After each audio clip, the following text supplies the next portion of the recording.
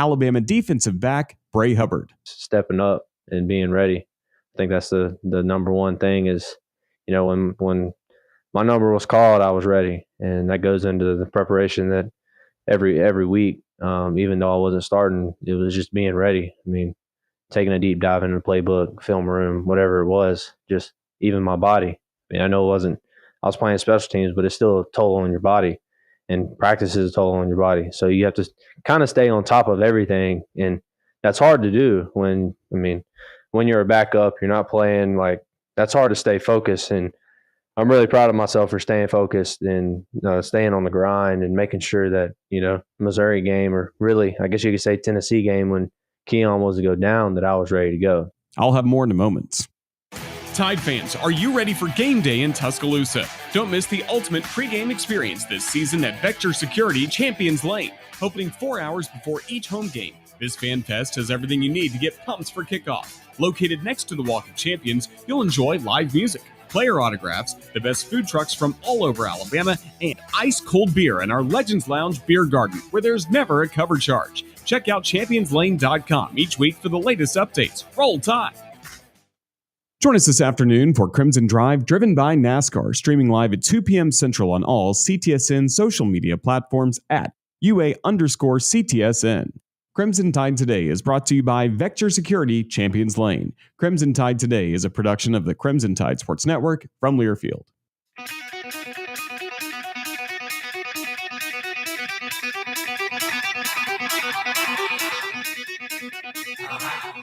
Welcome to Talkin' Ball with Scott Tyson and Drew DeArmond. Call into the Neighbors Wealth Management Hotline now, 256-576-4977. That's 256-576-4977. Now, here's Scott and Drew.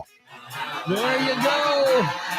There you have it. We're back. We're live. We're brand new. Of course, we're off. We're running. We got a lot of stuff. A lot of good stuff to get through. Talking Ball, 97.7 ESPN The Zone.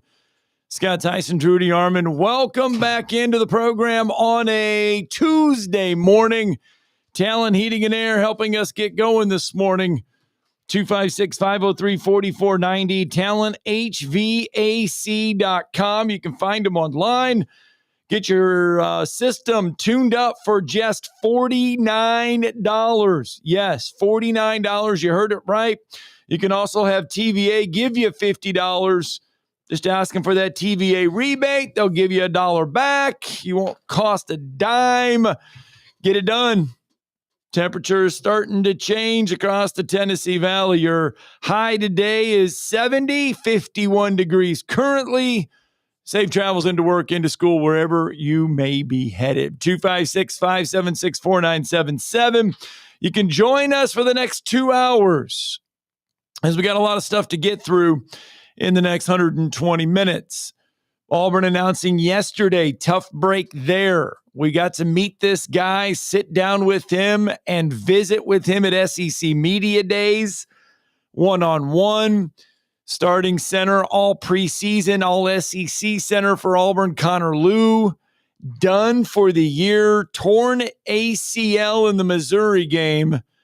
That means the youngest player in college football, freshman Cale Ellis, going to have to anchor the center position for Auburn the rest of the way. Can't hear. There you go. Now you should be able to hear. Yeah, tough break for Auburn, no doubt about it. Connor Lew is a heck of a football player. As you said, we met him in Atlanta at SEC Media Days. Just a stalwart of a dude. And he tore his ACL, obviously, in the last game against Missouri. And Auburn's going to be without the guy in the pivot that's really an all-SEC caliber player, probably one of the few offensive linemen they got that's actually done his job consistently all year long. They've struggled at the offensive tackle spots, as they always seem to, but certainly losing the guy in the pivot and Connor Lew really hurts Auburn. And And then they've got this young man who reclassified, who's only, I believe he's still only 17. Youngest player in college football And, right now. When he starts, he'll be the youngest player starting in college football. And he's had to play a little bit already this season when Connor got banged up, but Connor was able to return to the lineup in game. But now, unfortunately, Lou will be out for the rest of the year, and then by the time he comes back, they'll probably have a new coaching staff. Hugh Freeze was asked about that yesterday. He was asked on whether or not he would prefer, because remember, we asked the question yesterday, because Florida State, even Wisconsin yesterday, I don't even know if you saw this, Wisconsin's AD came out and voiced support for a loser. For Luke Fickell yesterday. I mean, Luke's done a good job everywhere else, but at Wisconsin, he deserves to be fired. They're absolutely inept. And to be honest, they're just kicking the can down the road. I think both Luke Fickell and Mike Norvell will be done by the end of the regular season. I mean, Fickell's done a worse job than Hugh Freeze, and Norvell combined. Yeah. I mean, the job he's done is disgustingly bad. The way the Wisconsin AD framed it yesterday was kind of like, well, we're not giving him enough resources and we need more money and we need this and that. That's code for we don't have enough money to buy him out. And so you're stuck with him. And so it's like that old Huey Lewis song, Stuck With You.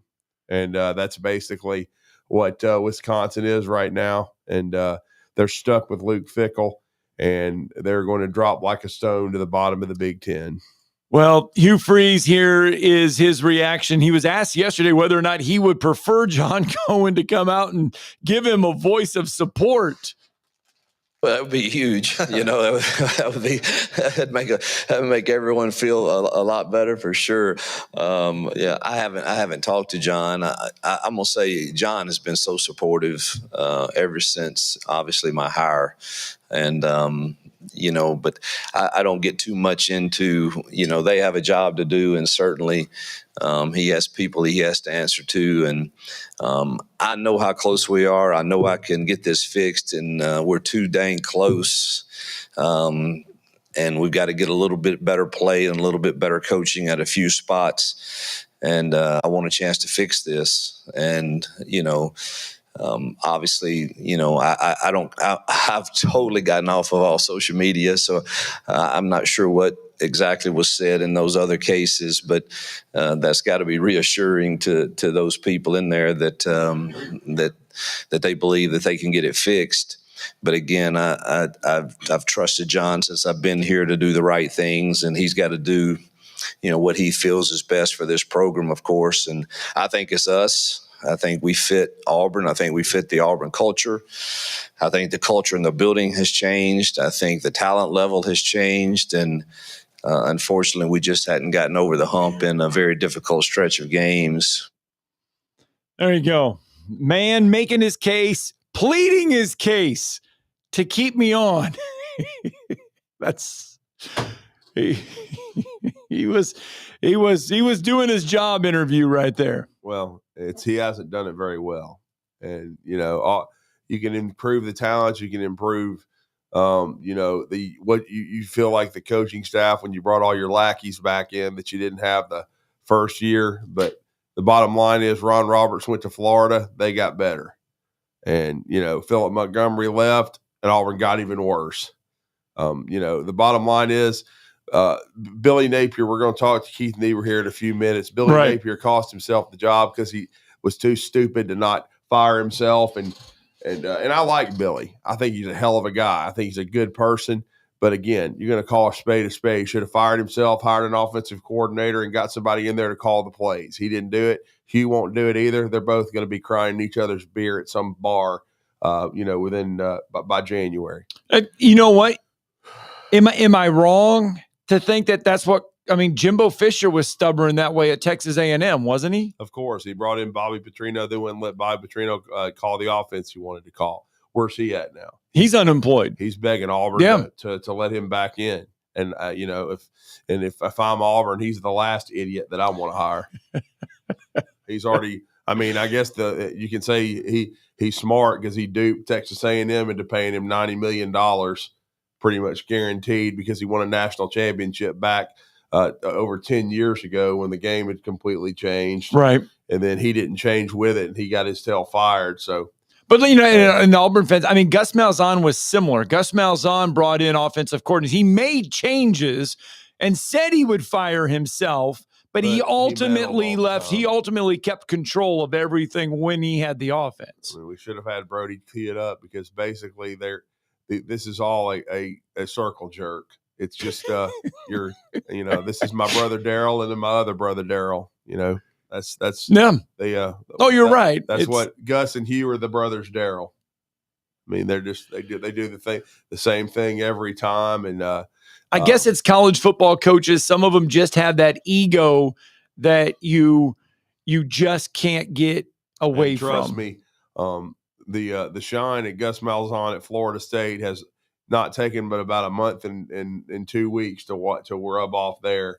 They don't even want him as interim head coach. It terrifies them. So if they had to fire Mike Norvell, so they actually want him out of town on a Greyhound too. So it's because as they say, it's since the Alabama game, it's been all downhill. Like Gus wants to do the boom and sounds like old times. And like I after Florida State lost about the third in a row, I quoted that and I said, "Yeah, it's old times. You still got a losing record against Alabama, and now your team's in a tailspin. You're going to lose at least 4 or 5 games again because that's basically what you are. You're an 8-4, 7-5 coach. You always will be, and you'll never ever make a run at a national championship ever again. And when you did that year, you had a horseshoe so far up your ass that's the only reason it even happened, because the finishes against Georgia and Alabama were flukes. They were absolute flukes. Auburn had no business winning those games, and they would have won them once in 10 times. And that's what happened. And then by about,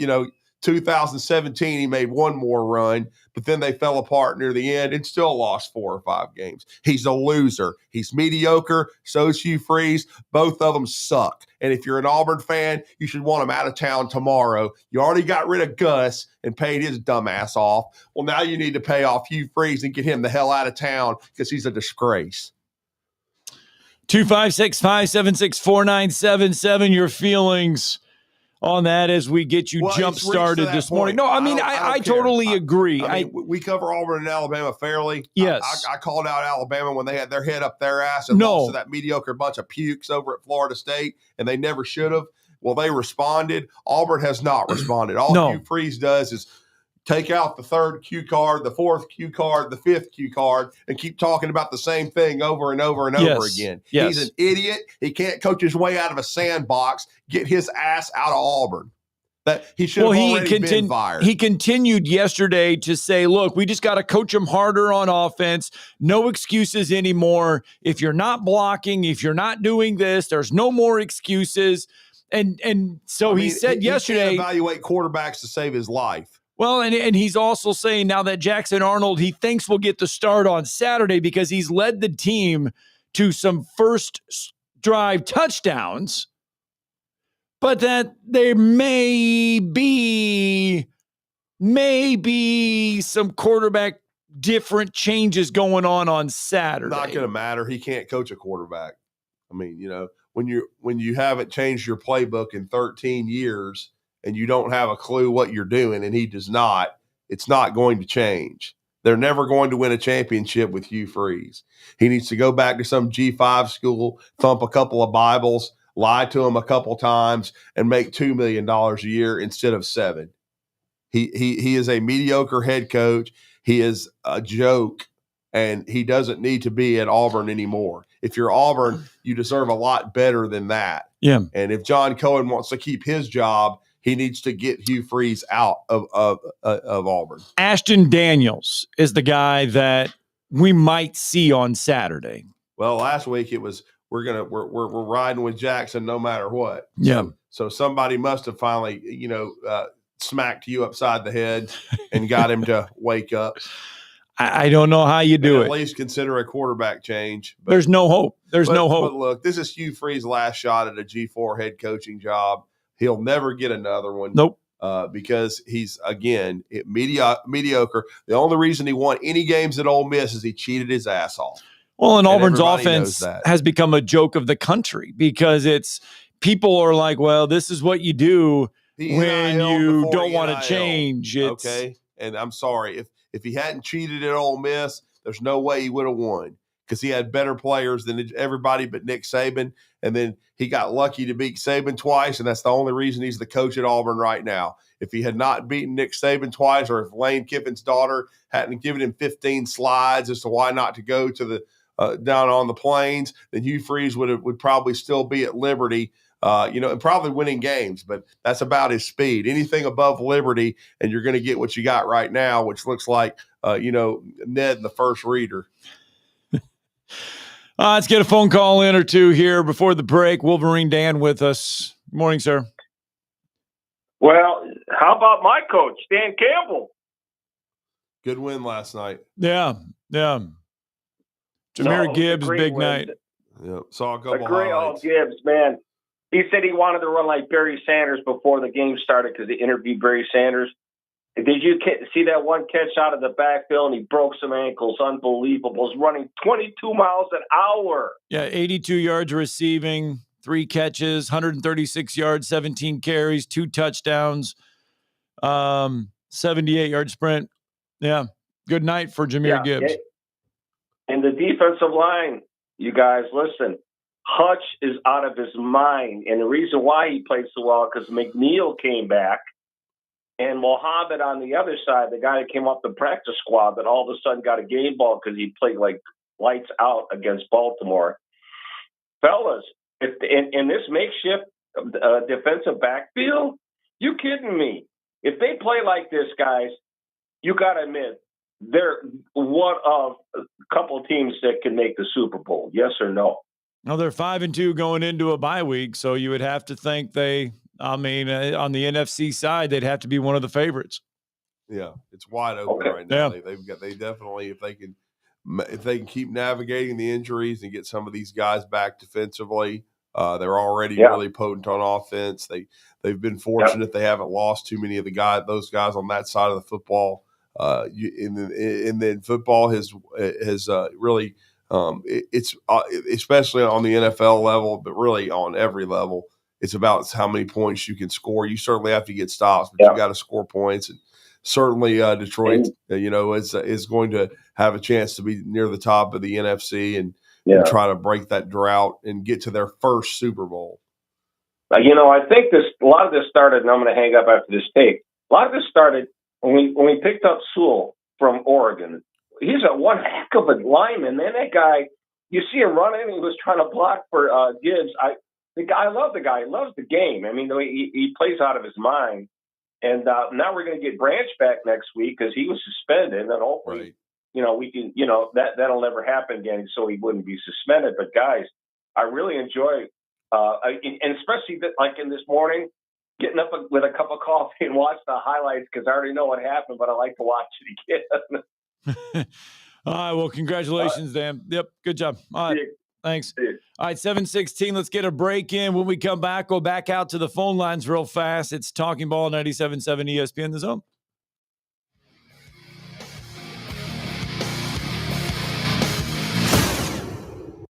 You're listening to Talkin' Ball on 97.7 ESPN The Zone.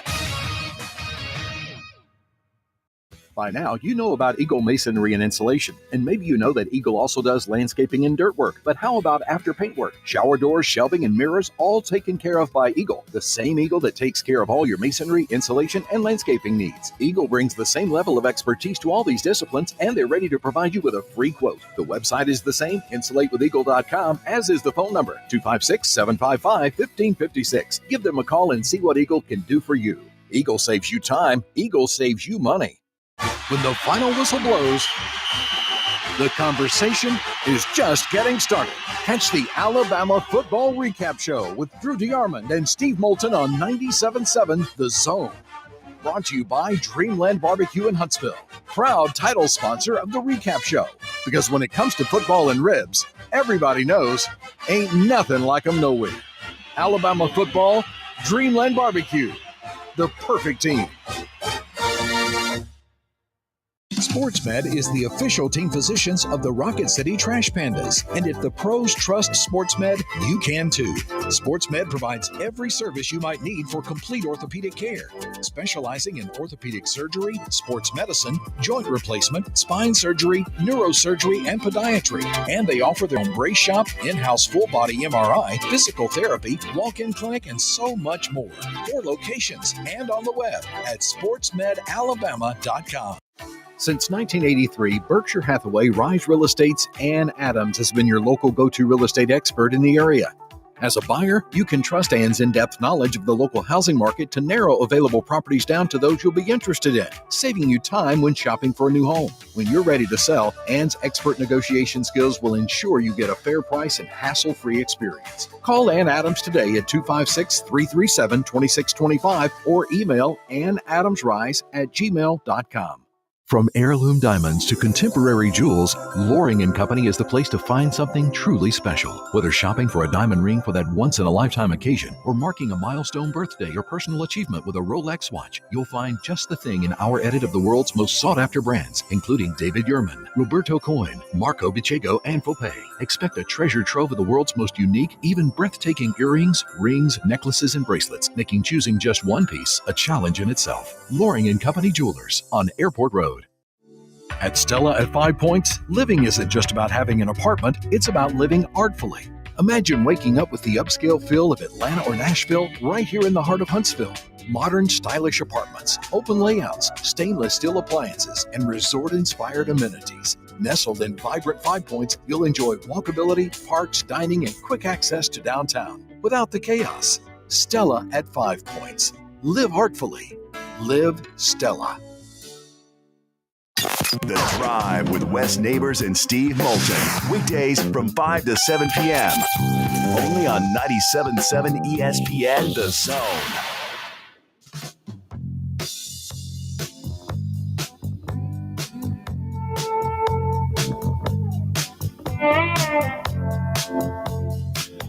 Little Fleetwood Mac bringing us back 7:20 here on a Tuesday morning. I think that's the last time the Texans were good. Oh, yeah, that's right. They were the Oilers.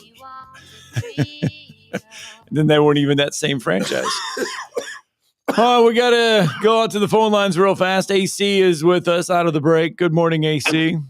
Morning. Hey, good morning, guys. Thank you so much for taking my call. How you guys feeling? We're doing good. Fighting off another cold.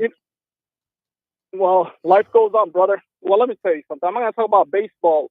You know what I do when I wake up in the morning? Of course, I praise my Lord. I do all that. I grab a cup of coffee, and I watch the highlight how Jaden Daniels beat the out of the Detroit Lions.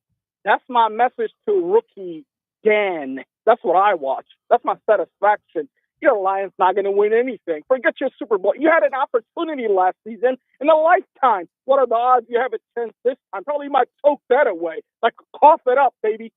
Now, I was wrong about the Blue Jays, but congratulations, Blue Jays. Let me ask you a question. So how many games and who wins it? Tell me, then I'll give you one.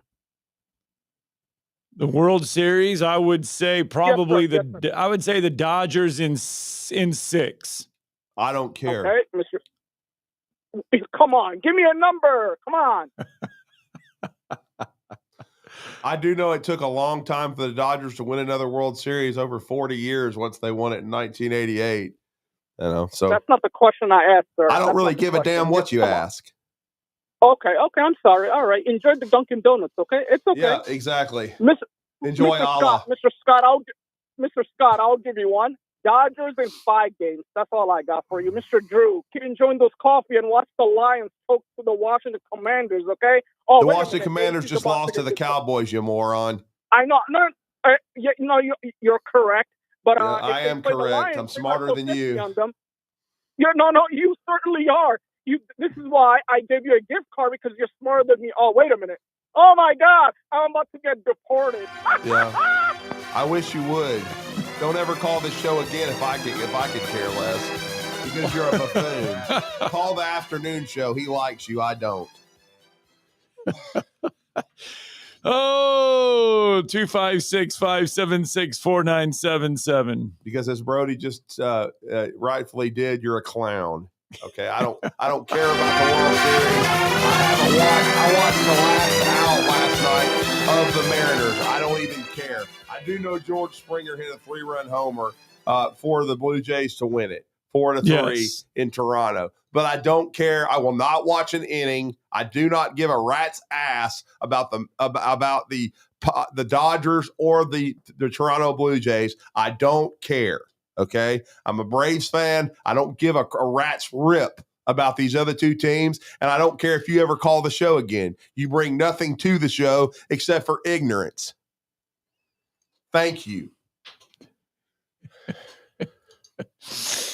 Oh, let's see here. Go be Hugh Freeze's janitor. So he's going to need one. So the Blue Jays did win Game 7 of the ALCS last night, 4-3. Who cares? I do know this is the first time they've made it since winning it in 92 and 93 back to back. So ha ha ha! Congratulations. Coming up on Saturday, another chance for Alabama to extend their win streak. 11.5-point favorite over South Carolina on the road. Kalen DeBoer yesterday talking about just staying motivated. We got to make sure that we understand, how that we're going to be walking into an environment that will get on you in a hurry if you don't bring your best. And, the preparation, again, just the investment of time and the investment of your energy throughout the week, leading to a confidence and an excitement to go out there and make plays and to be our best. I still challenge the guys, and they believe it, that the world hasn't seen Bama's best yet. And, that's really what we're striving to do. And when you keep it just really as simple as possible on that, have great preparation, and everyone caring about what we're trying to accomplish, you have that edge. And so we got to stack another week of work, one day at a time, and be ready to go on Saturday. I mean, you're judged on a week-to-week basis, so no one's going to feel sorry for you. Everybody's going to be gunning for you now, especially that you've on a 6-game streak and you're up to number 4 in the polls. You had trouble with the South Carolina team last year, though. There's not a whole lot. They don't resemble that team. I mean, they do have Lenore Sellers, who is extremely capable, who has first-round ability. So you have to find a way to contain him. I don't know that you'll completely stop him, but you have to keep him from going off and having a Heisman moment against you. If you do that, then you're going to soundly beat South Carolina, and you'll send some of them home in the third quarter. You sent Steve and I this yesterday. And I was dying laughing when I saw it. And that is the South Carolina. There are South Carolina student fans. Yeah, I do the same thing. They have planned a protest today at 3:00. If you are in Columbia, South Carolina, you can go to Green Street in Columbia, South Carolina, and rally against Mike Shula as your offensive coordinator. They call it rally against awful and predictable play calling, completely ruining Sellers, and not knowing how to run an offense. There are flyers around Columbia, South Carolina, inviting you to a protest. Well, next season will be the 20th anniversary of his zig at the University of Alabama. It'll be 20 years since he got fired. And all I can say is if you were an Alabama fan back in those days, I'll just tell South Carolina fans, I feel your pain because, he's living off of his father's name. He's one of my favorite players of all time at Alabama. I thought he was a really good football player, and he's the first quarterback of my Alabama fandom when I was growing up. Certainly admired him, met him one time, really nice guy, but he's an average football coach at best. And when he's an offensive coordinator, he's stealing money. When he's a head coach, you better start drinking. And that's all there is to it. And he's only been a head coach once, and a lot of people had to drink because it's kind of funny how it's come full circle, but Auburn is predictable and terrible on offense right now. When Shula was at Alabama, it was the same situation. Right. Got so bad that Auburn would openly catcall and challenge Alabama to try to be physical and try to do something creative and never believe that they. I mean, heck, I told you about the last time, and it's like 22 years ago that Tennessee beat Alabama in Tuscaloosa, and they couldn't make a 1st and 2. They were so soft and so predictable. So, and I know part of it was Alabama was going through sanctions and things of that nature. It wasn't exactly easy. I understand that, but it's 1st and 2. Okay. Right. And he was not a good head coach. He stunk, and he's never been a head coach since. No. That ought to tell you enough. No. And the few times he's been an offensive coordinator, he got Tony Dungy fired because they couldn't get to the Super Bowl with a really good Tampa team because he was too predictable. He got that Cam was in Newton 96 to to Bowl, 99. But the Panthers were favored. But how'd that Super Bowl turn out? Not I think good. They lost by 40 or whatever. He was there was. from 13 to 17. So, even the sun shines on a dog's ass one day, and that's kind of what happened to it. And now he's the OC at South Carolina, and he's in the process of getting Shane Beamer on the hot seat because he stinks. And so Alabama should handle this game this weekend, but anything can happen. It's a mindset game. Get your mind right. Go to South Carolina and burn the place to the ground. Mike Shula, 2018 and 19 season. The 2018 and 19 season, he was the offensive coordinator at the Giants. Not lasting long there. Went and was the quarterback's coach for a season there at the Broncos. And then was a senior offensive assistant for the Bills. Then last year was a senior offensive assistant for the Gamecocks.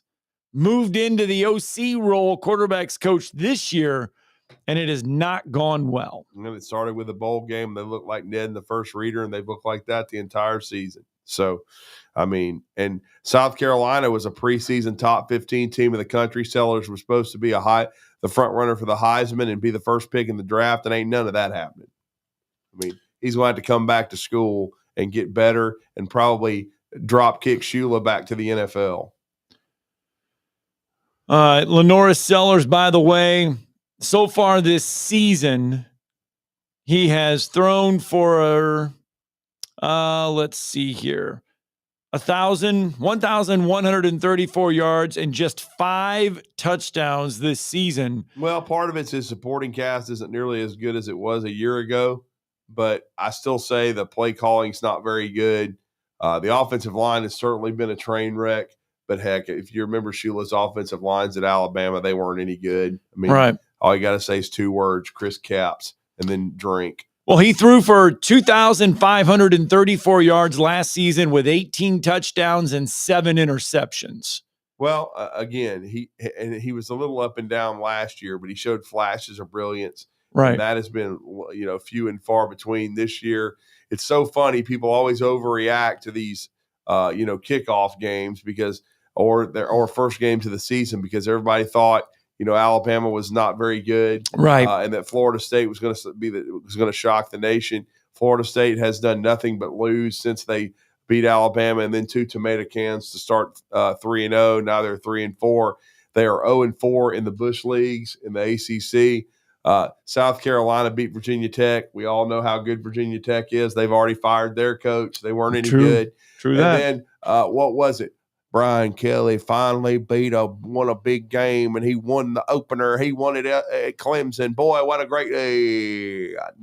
Clemson's about down near the bottom of the Bush leagues with Bill Belichick and Florida State. They stink, and LSU's mediocre, and they're not through losing. They may get their tails kicked at home by Texas A&M Saturday. But I will say this: if LSU wants to save their season, then they need to win this game. All right, we got to get a break in. A lot of great conversation there, but we got to get one in because we even got a better conversation coming up here in just a couple minutes. We got to react to Billy Napier getting let go at Florida. Keith Niebuhr is in the program. He knows the know, and he'll tell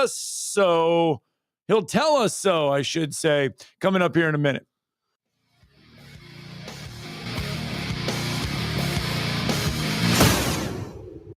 You're listening to Talkin' Ball on 97.7 ESPN The Zone.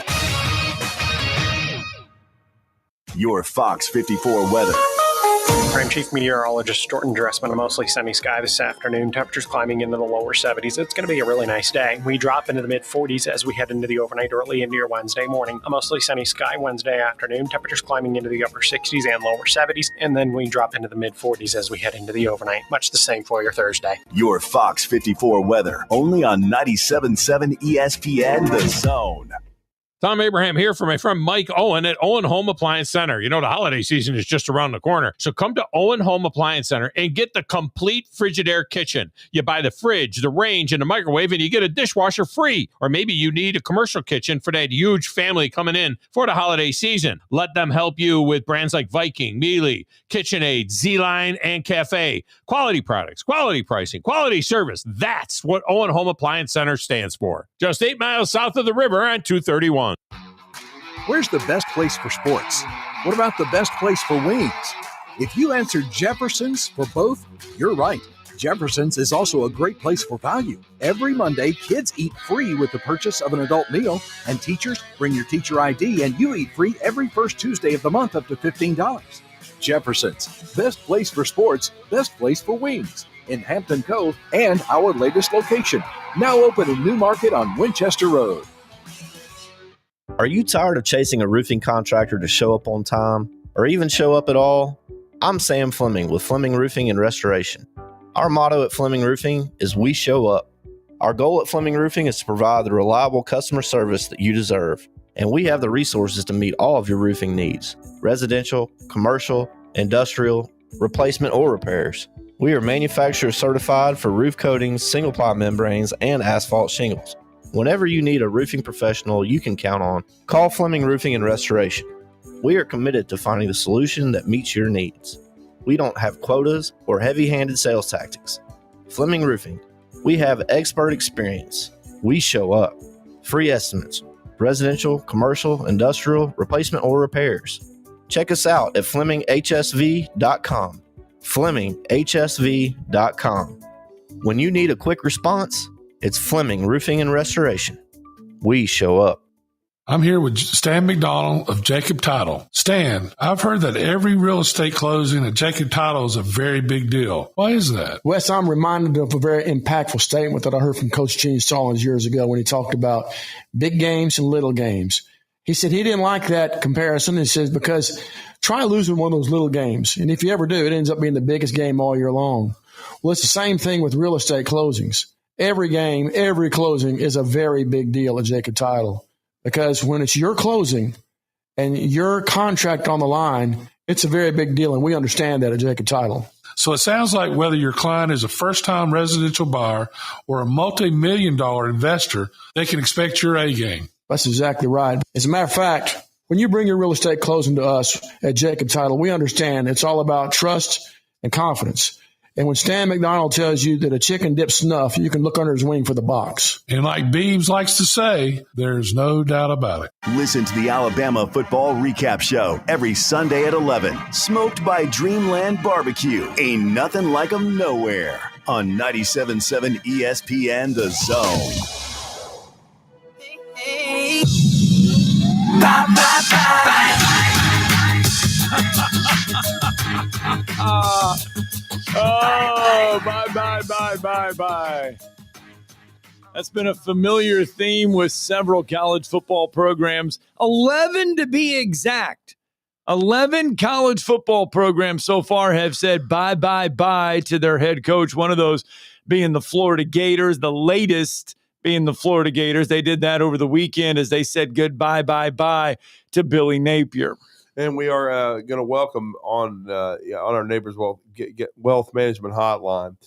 He does an outstanding job. He is the editor and publisher now of GatorsOnline.com, which is your preeminent source for Florida Gators info via On3 Sports and Rivals. He's been in this game a long time. He knows the Florida program as well as anyone. And I thought it was time to bring Keith Niebuhr back into the conversation to talk Gators. We all love Billy Napier as a person. I thought he was a heck of a recruiter. But like, Stephen Orr Spurrier said, and he's been on this show, you're only as good as your record. And so it doesn't lie, and just wasn't good enough in year 4 for the Florida Gators or Billy Napier to continue as head coach. They made the change after the ugly win in the Swamp on homecoming against Mississippi State, and now they move forward. Keith, good morning. It's always great to have you back, sir. Yeah, man. How you guys doing? We're doing well. Nobody was surprised by any of this, and I know you and Zach Albaverdi, who we know very well, we're all over this. You guys know, the Florida program as well as anyone. I liked your column about Lane Kiffin. We'll talk about that in a second. But unfortunately, I thought Billy recruited really well, and to his credit, even till the last snap, the Gators played hard for him, but it just wasn't good enough. Well, look, objectively speaking, and he is a nice guy, but objectively speaking, there really weren't any numbers that you could hang your hat on if you were at that program and said, okay, this is showing real progress. What is it the politicians always ask? Are you better off now than you were 4 years ago? Right. And you just couldn't look at too many areas and say, yeah, they were objectively better. Oh, the culture. Okay, maybe the culture was better. That's subjective. Okay, that's every staff says their culture is better than the staff before them, right? So how do you quantify that? So you do this by looking at the records, and 22 and 23 overall, guys, worst record by a permanent head coach. We don't count interims.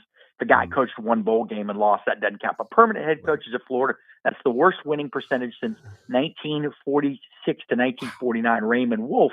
That era was so bad for Florida football, they actually jokingly referred to it as the golden era of Florida football. Okay, so the worst since right after World War II. Record against rivals, 3-12. Well, you guys are in Alabama. How do fans take it when Alabama and Auburn lose to their rivals a lot? Yeah. Not very well, right? Right. Nobody takes that well. You covered of course, Auburn that a long much time. for Alabama. Right. Yeah. Okay. So the other thing, against ranked teams, 5-17, all 5 wins were at home. 0-14 against ranked teams away from the Swamp. 0-10 in true road games. 0-4 in neutral games. There was just nothing that you could look at and say, there is real progress. Recruiting classes, okay, they weren't bad the last 2 years, top 10, coming in at number 10. But you know what, guys? You know where that gets you in the SEC? That was number 7 in the SEC both years, okay? So, again, they just weren't cutting it on really any level. And then production. The offense was really the big, kind of the area where Florida really just struggled the last few seasons. And if you looked at their numbers, points and yards a game went down. Both of those numbers went down all 4 years, which means they were better in year 1 in scoring and yards in year 1 than they were in year 4. But what's the difference? In year 1, you're still using a lot of the other guys' players. Yeah. In year 4, they're almost all your players. That is pretty damning. Would you agree? No, I totally agree. And you stay on that offensive side of the ball. Billy Napier brought in because of his offense, brought in because of his knowledge on that side of the ball. And then it continues to decline. And yet he doesn't make a change there offensively, stays with himself. Yeah, he bet on himself, and it was a losing bet, And again, you go back to those, if I could just for a second, go back to those games against ranked teams. Now, look, he faced a murderous schedule. I don't think in a 4-year stretch any coach has ever faced the schedule that this guy's faced. First team since I think 1968 or 1969 this season to play 4 straight top 10 teams. Over the last 4 years, all 4 of those teams played schedules that were ranked in the top 10 according to ESPN among the toughest schedules. And a few of them were in the top 5, and this year's probably number 1. So, yes, he faced a tough schedule, but you would think you would get lucky in some more of those games against ranked teams. Now, of those 17 losses against ranked teams, guys, 12 of them were by 10 or more points. Now, look, you and I know, we all know, sometimes a 10-point loss is closer than the score. Right. But 10 points or more in 12 of the 17 losses. Ron Zook got unlucky. He was unlucky. Now, a lot of the luck was his own bad luck brought upon by himself. But when he was at Florida, he lost a lot of close games, a lot. A kid would slide too soon before fourth down, before the marker, and then they would lose. Think against good teams. Billy wasn't losing by bad luck. They were losing by losing. Okay. But yeah, what were you saying? The offense? Yeah. I mean, he had chances to kind of change that. It was really a couple years ago, he tried to bring in an offensive coordinator. That didn't work out. And then last season he was encouraged to do it. And right. I saw that. It never happened. I mean, I mean, I think what happened is, and again, they got hot late last season. Now, if you go back and dig deeper into the numbers, they weren't. Yeah, it's revisionist history to say they were flying on all or kicking on all cylinders, whatever the term is.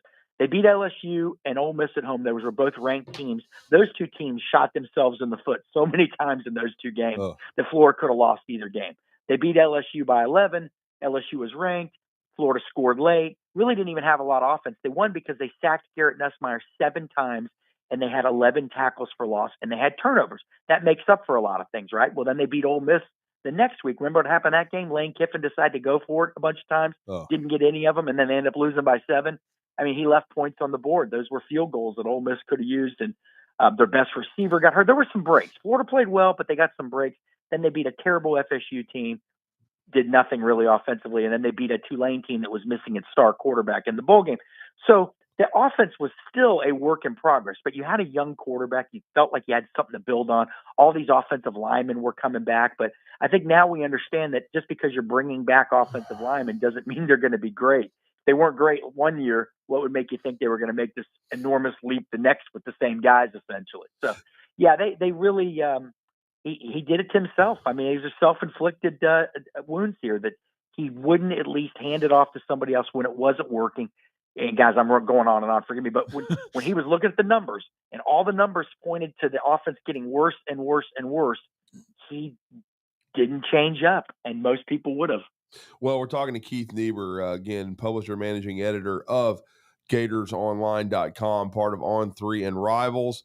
Nobody more well-versed in Florida in the athletic department. Now, Scott Strickland, I know Zach did a feature on him about his story, and you just kind of referenced it where I think that's where he met with Billy last year and strongly encouraged him to bring in an offensive coordinator, which he didn't.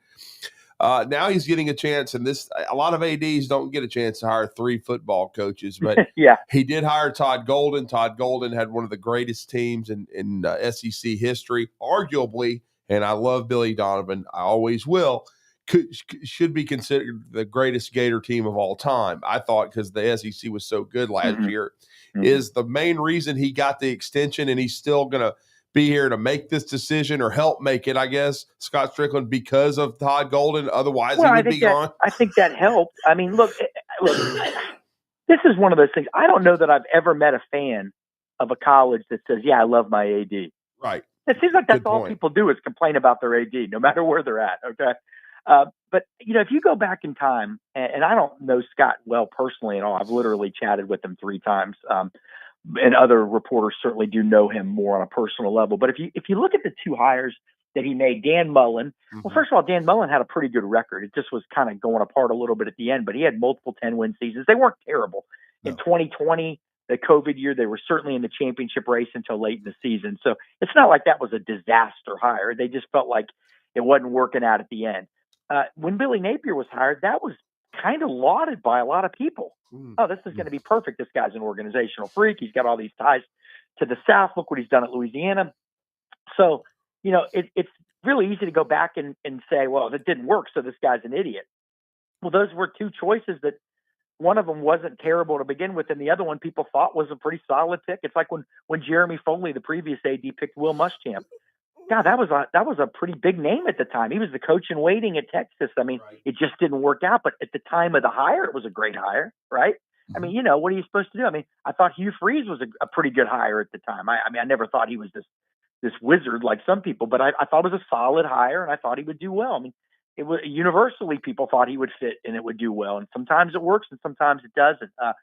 Scott has, look, I mean, his whole thing going back to Billy, he's like, hey, look, I hire coaches, and when I hire them, I'm not going to micromanage them. We'll make suggestions, and we meet all the time and all that stuff. But they're in charge of the program. But when you do that, you have to pay the consequences when it doesn't work. So I give him credit for realizing it was time to make a change. Obviously, the 800,000 living Florida alums or whatever the number it is, we're giving him reminders each week that it was probably time to make a change. But I think I don't know really how to answer that question. I guess I just talked in circles, but I don't know that he's all the criticism is warranted on the hires. And but we'll see how this one goes. I mean, he said yesterday that there's a lot of things in place for Florida to win, strong NIL. I keep reading on other websites that the Florida doesn't have a good NIL. Well, they've got they've got a quarterback making a fortune. Yeah. They're recruiting fairly well. I mean, again, not in the top 7 of the SEC or top 6 of the SEC, but number 10 in the country overall. That nobody has said they don't have the money in this environment. Nobody has said that except people that don't want them to steal away their coach, quite frankly. And facilities are fine. The stadium's going to get a major upgrade. The fan base is still supporting the team, 14 or 15 straight sellouts, despite not having a good season in a while or truly good season. So, I mean, I don't know. I guess I didn't answer that. I'm sorry. Well, so where do they look? I mean, Scott Strickland also said yesterday, they're going to go out. It looks like they're going to try to get a proven winner, someone that has a lot of experience on the college level that has won somewhere before at a high level. Yeah, I think everybody realizes who the main target is. It's Lane Kiffin. But that doesn't mean that's going to work out. I mean, what you're getting right now is a debate between Florida fans and Ole Miss fans and even Ole Miss media and even Florida media taking the sides of the two schools. Which program's better right now in this era and all that stuff. But it's really going to come down to where he wants to be. Is he comfortable there? Could he see himself back at in Florida, where his father had great success as a defensive coordinator with the Tampa Bay Bucks, where his former wife, was raised in Florida, went to high school right down the road from the University of Florida. Her father was the legendary quarterback John Reeves for the Florida Gators. There's a lot of ties he's got to the state of Florida, but maybe he likes where he is. And so I'm not going to be one of these guys that sits here and poo-poos on Ole Miss. It's a great city. It's a good program. But there are some differences, and he's going to have to decide where he wants to be, probably, because we think he's certainly going to be the guy that Florida, zeroes in on if given the opportunity. Are the expectations higher in Gainesville? Perhaps. Well, maybe not perhaps. I think most people would say they are. But, again, difficult choice because, we're all in these worlds that we live in. This is his decision, but he's going to be the main guy. There are other guys to keep an eye on. Eli Drinkowitz of Missouri has done some good things has a good pedigree. Before he was at Missouri, he was at Appalachian State. He also had some time under Gus Malzahn at Auburn as, I believe, an analyst. He's from that tree. He's done an outstanding job at Missouri. I think that, obviously if Marcus Freeman at Notre Dame would be interested, you would certainly talk to him. There are people on the Florida side that would love the opportunity to talk to him. You say, well, okay, why would a guy leave Notre Dame for Florida? Well, why would Brian Kelly leave Notre Dame for LSU? So you just don't know. I guess for Marcus Freeman, it would be a situation. He's done such a great job at Notre Dame. But if he says, I just can't get the guys I need to get into school here, because it is, quite frankly, very hard to get players into school in Notre Dame, even in this day and age. If he feels like that, maybe he says, okay, it's time to look elsewhere.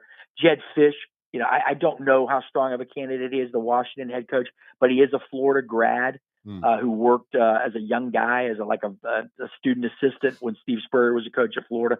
I certainly think Brent Key could be somebody to keep an eye on, even though he's at, I believe, his alma mater. Rhett Lashley, who you all know, I know really well. Yes. The SMU head coach, got some real recruiting chops. I mean, that was really when Auburn was recruiting its best when he was on that staff. He was the lead guy for a kid out of your area, lead recruiter, Kerryon Johnson. Y'all remember that one? Yeah.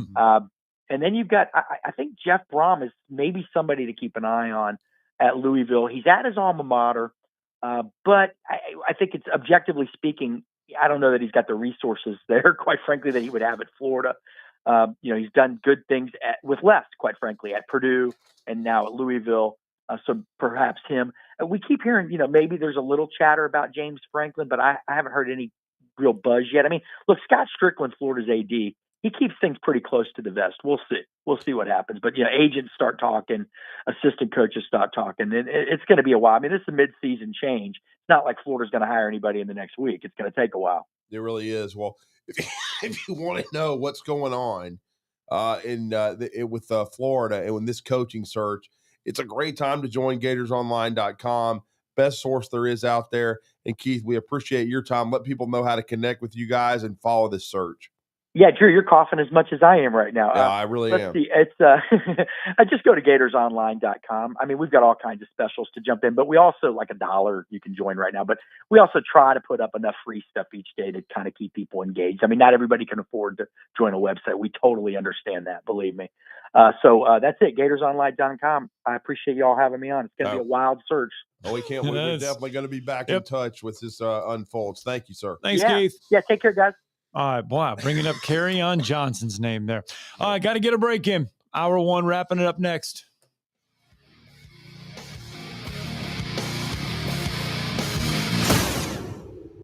You're listening to Talkin' Ball on 97.7 ESPN The Zone.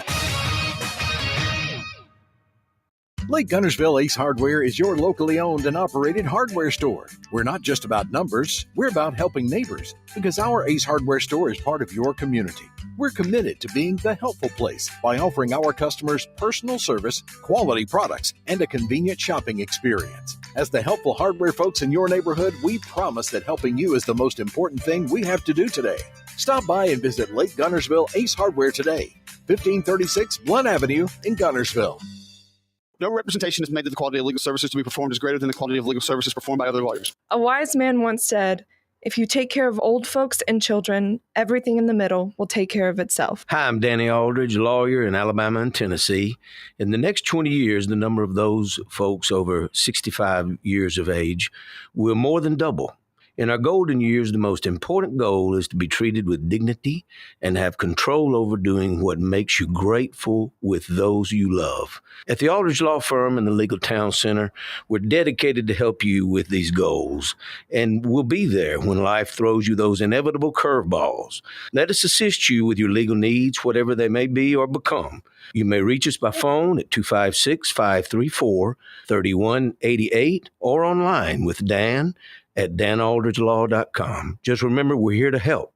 Whether it's personal injury, wrongful death, fraud and cheat, or estate planning made complete, we're here to help. The AVCA Beach Volleyball Pairs National Championships are back in Huntsville this November. 64 of the nation's top pairs in collegiate beach volleyball are hitting the sand in a weekend packed with big serves, wild rallies, and high-flying action. It's fast, it's fun, and best of all, it's free.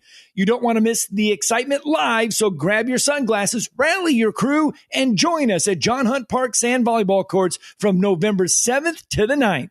Specializing in simple and affordable rentals, McCurry Van and Car Rental can make sure you have just the right vehicle for your next family vacation, weekend getaway, or if you just need transportation while your vehicle is being repaired. McCurry carries Ford Transit vans and Mercedes Sprinter vans, trucks and work vans, and more. And they offer discounted rental rates for long-term rentals. Now with 4 locations: Athens, Muscle Shoals, Coleman, and Huntsville. Log on McCurryRentals.com to make your reservation now. That's McCurryRentals.com. This segment of Talkin' Ball is brought to you by University Kia, the #1 volume Kia dealer in the state of Alabama. Located online at universitykia.com. Well,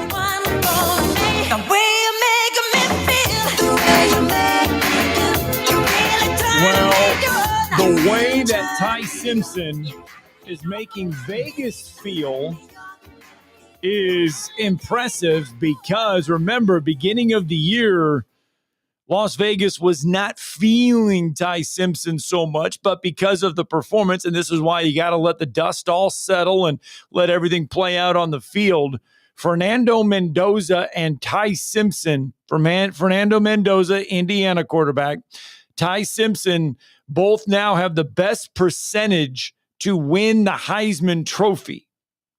Well, just to tell you the difference in the coaches and how good they are, Kurt Cignetti chose Mendoza, and Hugh Freeze chose Jackson Arnold. They both beat Alabama. Who looks like the better player?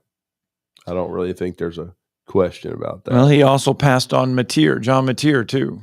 Yeah, and John's not going to win the Heisman Trophy like we were told in Atlanta. But no, but I think the injury, he's a good player. The injury hurt him. The hand injury set him back. Well, he was playing a lot better. Hope he looks like a Heisman candidate against the Ole Miss Rebels this weekend. Love Wesley Neighbors and continued success. Just get the hell away from Lane Kiffin. so you can become a defensive coordinator and get away from wild turkey. Okay, so Lane's name prominently mentioned with the Florida job. Yep. But is Florida a better job than Ole Miss? Yes, when you get the right coach. I mean, I'm sorry, it's the University of Florida, and I know both of them are the University of Mississippi. It's the state, the state school in Mississippi and the state school in Florida. But you can do a lot with NIL. You can, but how many great players? How many more great players? What state is deeper in recruiting, Florida or Mississippi? Oh, Florida, definitely, without a doubt. And how many national championships has Ole Miss won? That's what I thought. So, I mean, I can say it, but silence is easier. I think they won a co-championship in '62 or something, right? But that's when there was hardly bars on the helmets. Okay, that's when John Vaught was coaching. How many has Florida won since '96? 2, 3. And so see, I said it. I got there. But when you have the right coach in place at Florida, you're going to win championships. Right. At Ole Miss, you can win 9 games. You can be very competitive. How many SEC championship games has Ole Miss ever played? Okay. There we go. We got to get that break I need a in. shot in the ass, everybody. I do. I need me some drugs. Legal drugs. That's what I'm talking about. All right. Got to get a break in. Brad Logan going to dial in. We'll talk more Ole Miss next.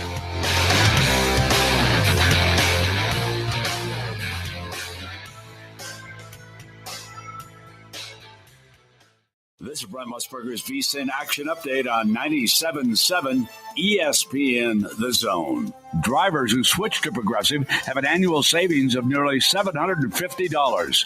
Progressive.com. The Atlanta Falcons hosting the Miami Dolphins this week at Mercedes-Benz Stadium. Falcons quarterback Michael Penix Jr. day today with a bone bruise. If he can't go, Kirk Cousins will get the start at quarterback. Falcons laying 7 against Miami. Thursday in college football, South Alabama laying 6.5 at Georgia State. Saturday, number 4 Alabama, 13.5-point favorite at South Carolina. Auburn, a 1.5 favorite at Arkansas. Troy laying 9.5 at home with Louisiana.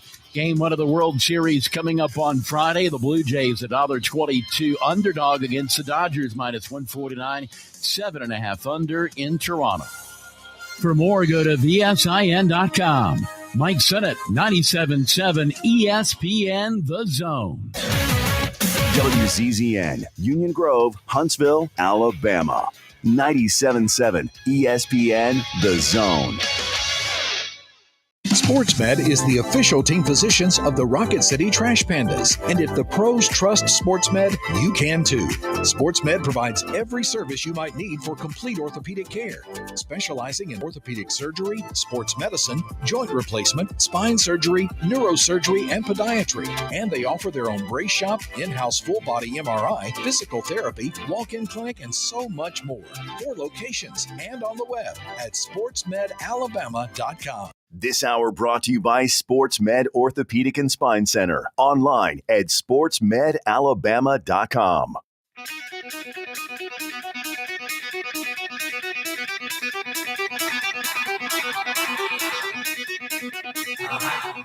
Welcome to Talkin' Ball with Scott Tyson and Drew DeArmond. Call into the Neighbors Wealth Management Hotline now, 256-576-4977. That's 256-576-4977. Now, here's Scott and Drew.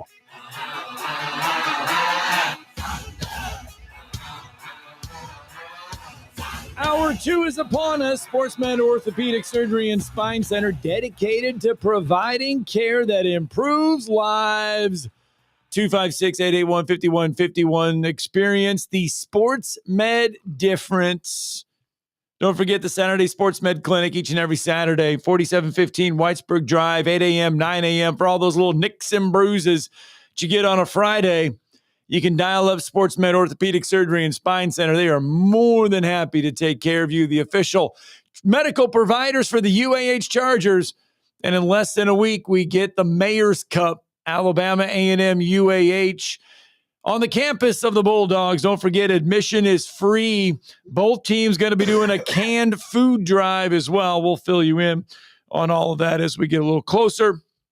We've got, we were asking before we went to the hour break, which is a better job, Ole Miss or Florida? Because obviously Lane Kiffin, for what we know, is going to have to decide Ole Miss or Florida. Well, he made this decision just over a little over not even 4 years ago, right?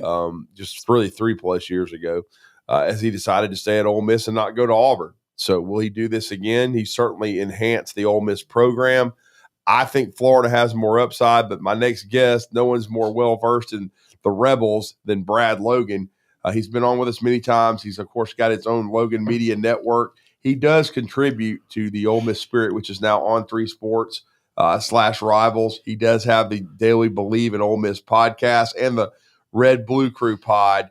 And we're going to bring him on, and I'm going to give him the floor because I'm going to let him sell Ole Miss and Lane Kiffin staying, because this Ole Miss team, I know they had a disappointing result Saturday, but they showed a lot of potential because they honestly had a great chance to win that game in Athens, and led by double digits in the second half. So we're going to talk to Brad Logan right now about Lane Kiffin, his future, and the Ole Miss Rebels, and another tough road trip coming up to Norman, Oklahoma. Brad, welcome back to the show. You're with Drew and Scott. Good morning. Thanks, Drew. Good to see you. And Scott, same here. Looking at this Ole Miss program, and Scott, you asked the question. I think everyone's asking: Is the Ole Miss job as good as the Florida job? And I think 10 years ago, absolutely not. It's not even close. It's not even the same stratosphere. Post NIL, 10 years later, I don't know. I mean, I think it may be equal. As it sits right now, Ole Miss has had more success than Florida on the field. I think the way that Ole Miss is set up from an NIL standpoint, I think with the cohesive unit of athletic director Keith Carter, Dr. Glenn Boyce, and head coach Lane Kiffin, they've not had a better unit to lead a football program than they have right now, from academics to achievements on the field to just an all-around effort by everyone working in concert for the main goal. And for right now, I think Ole Miss probably is a better situation. Is Lane going to Florida? I don't know. I mean, they want Lane very badly. I do believe that if Lane does go to Florida, it will not be because of a financial situation. I feel like Ole Miss, with the Grove Collective, with Keith Carter, the athletic director, along with Dr. Boyce, will put together a financial package that will rival anybody in the country. And so if you look at what Ole Miss can do from a financial standpoint, then you start looking at what Ole Miss can do from an NIL standpoint, and most importantly, what they can do from a roster standpoint. And I think all of that together, Lane will have a very difficult decision to make if he does weigh the decision of leaving Ole Miss. We don't know. We asked the question on the Sunday media call.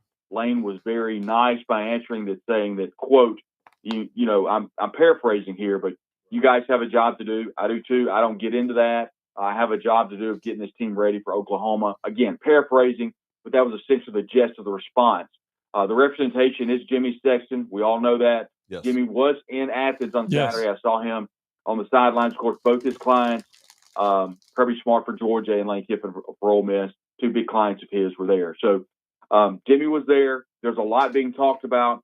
At the end of the day, I don't think here's the thing. I think if you're an Ole Miss fan and Lane elects to make the decision to move to go to Florida, if that's the opportunity he has and he takes, you kind of just have to shake your hand and move along, because I don't think Ole Miss could be in a better position financially, administration-wise, and leadership-wise right now if he does make the decision to leave, because they'll put together an incredible package for anybody else that might come in. Yeah. And there are a lot of talented coaches out there. But the problem is, gentlemen, as you know, there are a lot of jobs open and there are more jobs to come. And so this is not an ideal year to be looking for a coach, which I think gives leverage more to Lane Kiffin to either whoever, whether it be Ole Miss, Florida, or whoever comes calling. No, Brad, there were reports out there before the Georgia game that Ole Miss was trying to get a long-term deal done with Lane Kiffin, trying to make it so that he would be easier to stay at Ole Miss. Is that right? Yes, that's absolutely true. We saw what happened with Indiana and Kurt Signetti, and they locked down a deal in which I think it was reported last night. Drew, I don't know if you may have even posted this or reposted that the deal took 1 minute and 30 seconds. Basically, and I mean, so, it took they said 2 days, but it was a lot less than that. Yeah. Like one phone call, basically. Yeah, one call. So let's just say it happened quicker than you would expect. Right. Lane's a little different. He runs differently. He's always a step ahead. Yeah. And he has, I mean, the best form of leverage is when you have all the cards stacked in your favor, and he has them right now. And so Chuck Brownsville, the Ole Miss Spirit, who I collaborate with, reached out to Keith Carter, and Keith basically told him that Ole Miss is being very proactive, and I think that's a great word, meaning that they're doing their best to sign Lane Kiffin. What I think was great yesterday or Sunday, Lane talked about how much he appreciated the university wanting him. But right now, I think this is a play between he and his agent, Jimmy Sexton, his representation. And I don't expect a deal to get done very quick. But I will say this. I know that I feel the money is in place. So it would not surprise me that if a deal was done by the end of the week, maybe earlier next week, just because I think Ole Miss wants to get ahead of this. And I can't stress this enough. With so many jobs coming open, and then that's going to leave other jobs open of the jobs that those people left, right. It's going to be a very difficult job, much more difficult in years past. And Drew, you may mention that 22 year, which Lane and Auburn got very far down the road. And we all saw the documentary where Landry Kiffin, who is Lane's daughter, saying that she really wanted Lane to stay in Oxford. So we saw that, talking about how he made the decision to stay. That year, there were not near as much turnover, so this year would be very difficult. But if a deal was done by the end of the week or anytime very soon, wouldn't surprise me. But once again, it wouldn't surprise me if he kind of stretched out because Lane, like I said, has all the leverage and has all the cards in his corner. Well, I will say this. We're talking to Brad Logan, of course, as we said, part of On 3/Rivals with the Ole Miss Spirit. And as we know, with the Believe in Ole Miss the podcast, the Believe Network, and his own media network, I will say this. I don't think he'll consider Auburn if it comes open again. We don't know if it will with Hugh Freeze yet. I still think Florida would be more attractive to him. But you're right. You make a superb point about alignment with the athletic director and the school president. Florida has had trouble, even hiring a school president. There's been a lot of instability with the leadership at the university. I know they gave a 5-year contract to Scott Strickland, but as Keith Niebuhr just said this morning, who likes the athletic director? Hardly anybody. So, and he meant in general. So that could be a very sketchy situation for Scott Strickland potentially if this hire does not go the way Florida wants it to. But again, I don't blame Lane Kiffin. He may never have leverage like this again in his career. He's earned this. Ole Miss has been a top 10 team the last 2 years. I thought they put together the best roster in the country last year. They just had some inconsistencies that, just kept them out of the playoff. I did make some comments before the last break that they have not played in the SEC championship game. But in this new world of college football, you don't have to make the playoff and win a championship. And they're very close to being able to do that. But that said, to circle back, what did you see that you liked a lot in Athens? And what do they have to do to make sure that they take that and have a chance to beat, I think, a really good Oklahoma team, but I think a team they can beat even on the road? Well, you guys are well aware, Athens, Georgia is a very difficult place to play. No question. It was not the raucous crowd that you would expect, or you expected it to be the first 3 quarters. Right. But the fourth quarters where Kirby, at the end of the game, said, this is where we want to be. We want to be in a position to where we can put people away. And Ole Miss had 17 yards, and I think 17 yards in the fourth quarter wasn't many. And Kirby and Georgia had 17 points, and Ole Miss had none. And the stadium came alive. The sun was setting, and it was a buzzsaw. I think to answer your question though, the good thing for me is players like a quarterback Trinidad Chambliss didn't fold under pressure. He missed some throws, but he wasn't as good or as sharp as he was. I think a lot of that is Georgia turning the pressure up. Ole Miss offensive line was really good. Trinidad Chambers wasn't sacked. He was rushed a couple of times, but I think not folding under pressure. Ole Miss was so good in the first three quarters. So offensively, defensively, not so much, but offensively, you look at what Chambliss did, finding tight end Daquan Wright. I thought it was really good to see Deshaun Stribling take a big step forward, a 75-yard run, throw and catch, and it was all him. It was a run. He did a great job. Delano Townsend, I think, since he's come in since the Kentucky game, has made that offensive line one of the best over the last couple of years. And so those are some good things. Kawan Lacey continues to run hard, blocks hard.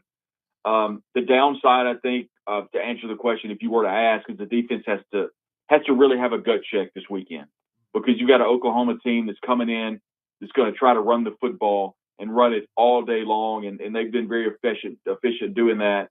Troy Braylock, the freshman running back, he's been great. And we'll see how healthy John Mateer is. Jade Ott's been good running the ball. So Ole Miss is going to have to put his boots on because they were beaten handily.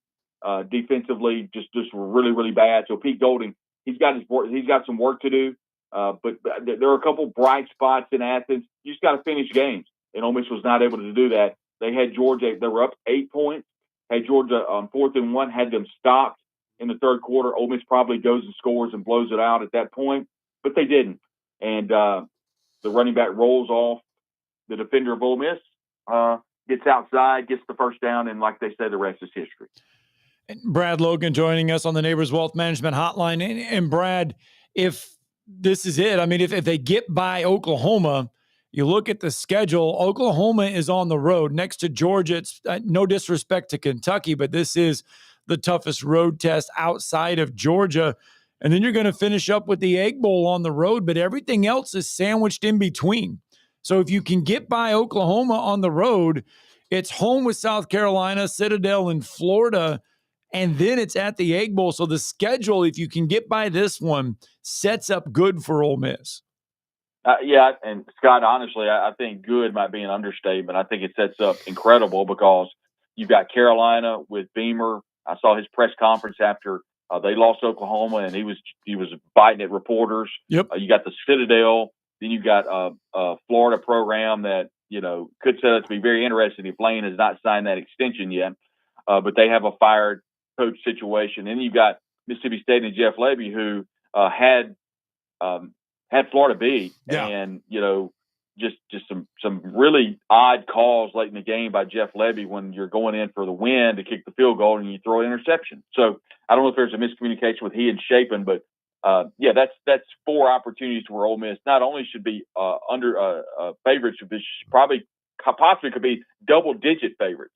So you finish 11-1, you're in the playoff. You kind of forget the Georgia game. You lose, you finish 10-2. Let's say they went out and finished 10-2. Who's your best win? LSU? Yeah. Tulane? And that there's a lot of other teams that may finish 10-2 with you that are going to have a better resume. So I think for Ole Miss's standpoint, they need to finish 11-1, remove all doubt, and that way they make the college football playoff.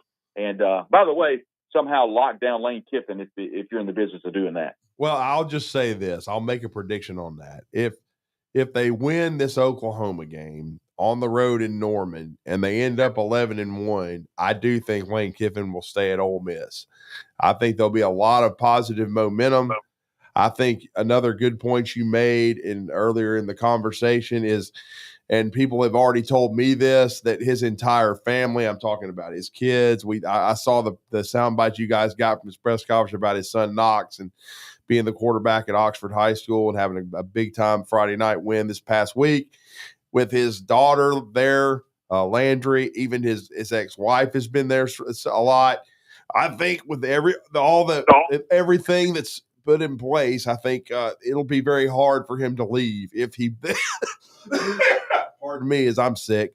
But again, I think that this game in so many ways may be a defining fork in the road for Lane Kiffin to stay at Ole Miss for a long time if they win it on Saturday.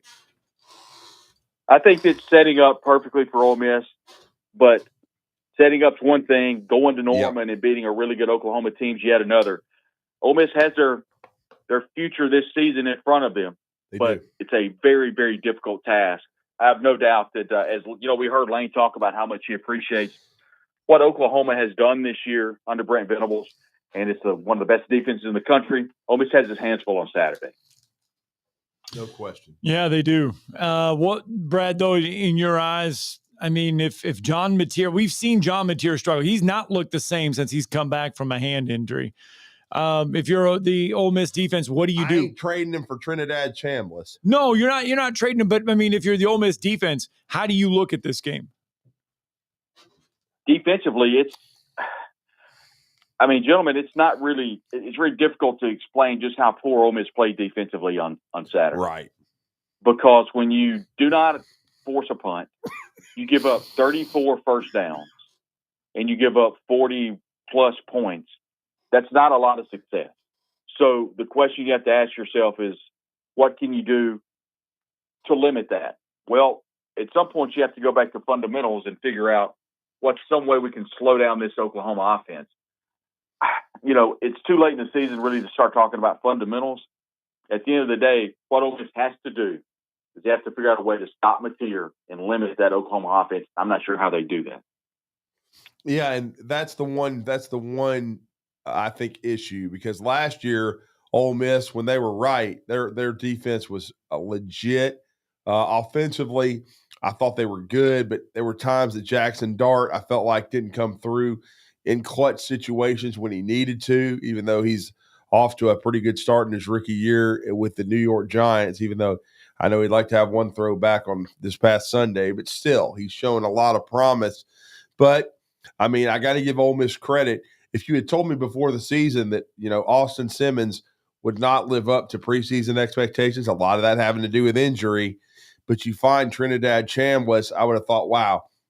But I will say, and this kind of piggybacks off of your point, Brad, I wanted to ask, what has happened to Suntarine Perkins? I thought he would be a first-team All-SEC, first-round pick kind of guy, and statistically he's kind of disappeared this year. But I asked Lane Kiffin that question, and he's basically saying that it's schematic, that he's being put back into coverage. That's kind of I just don't understand that. Wow. So he's kind of a schematic decision, and he is going in coverage more. So that's basically the answer, because I've asked it. He's kind of been Harold Perkins, the way that LSU did. That sounds. And so that's kind of what we're seeing with him. Yeah, and that's surprising, because I think he's such a talented young man, and he had a great year last year. And I just don't know why Pete Golding is not trying to use him for his disruptive capabilities so far. Do you think, this is my final question for you, is it possible that some adjustments we may even see this weekend is for Pete Golding to move Perkins around and maybe try to get him jump started? It could be. You know, Drew, we kind of asked that, and it wouldn't surprise me. We haven't seen that yet. But to me, he's much better rushing the passer from the outside. Yes. I mean, at the next level, he's an outside linebacker. I get it.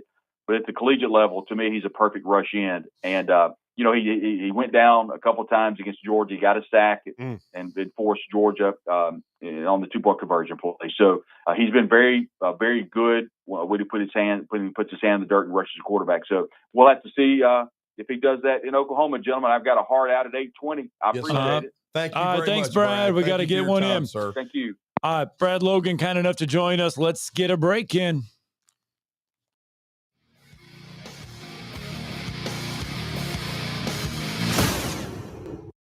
You're listening to Talkin' Ball on 97.7 ESPN, The Zone.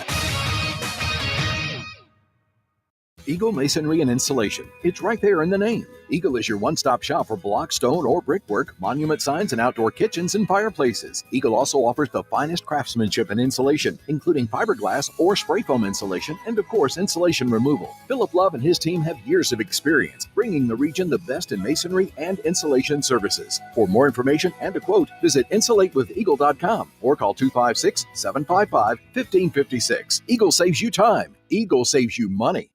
I'm here with Stan McDonald of Jacob Title. Stan, I've heard that every real estate closing at Jacob Title is a very big deal. Why is that? Wes, I'm reminded of a very impactful statement that I heard from Coach Gene Stallings years ago when he talked about big games and little games. He said he didn't like that comparison. He says because Try losing one of those little games. And if you ever do, it ends up being the biggest game all year long. Well, it's the same thing with real estate closings. Every game, every closing is a very big deal at Jacob Title, because when it's your closing and your contract on the line, it's a very big deal, and we understand that at Jacob Title. So it sounds like whether your client is a first-time residential buyer or a multi-million-dollar investor, they can expect your A game. That's exactly right. As a matter of fact, when you bring your real estate closing to us at Jacob Title, we understand it's all about trust and confidence. And when Stan McDonald tells you that a chicken dips snuff, you can look under his wing for the box. And like Beebs likes to say, there's no doubt about it. Tom Abraham here for my friends at North Alabama Mortgage. Did you know that average home equity is at an all-time high? But so is average consumer debt. Even though rates are higher now, you can use your equity to pay off your high consumer debt, student loans, etc., then refi when the rates drop. Don't put off that new home purchase. When rates drop, prices will go up. Buy now and get the best price and then refi when the rates drop. This is the time to talk to the experts at North Alabama Mortgage. Visit NorthAlabamaMortgage.com for more information. At Stella at 5 Points, living isn't just about having an apartment, it's about living artfully. Imagine waking up with the upscale feel of Atlanta or Nashville right here in the heart of Huntsville. Modern, stylish apartments, open layouts, stainless steel appliances, and resort-inspired amenities. Nestled in vibrant 5 Points, you'll enjoy walkability, parks, dining, and quick access to downtown without the chaos. Stella at 5 Points. Live artfully. Live Stella. Home from Madison Academy football is on the Mustang Zone. Looks right, tosses it, wide open, touchdown Mustangs. There on the reception, Zion Williams on the wheel route, and that's 6 on the board there for Madison Academy. Only on 97.7 ESPN.com and the 97.7 ESPN The Zone app.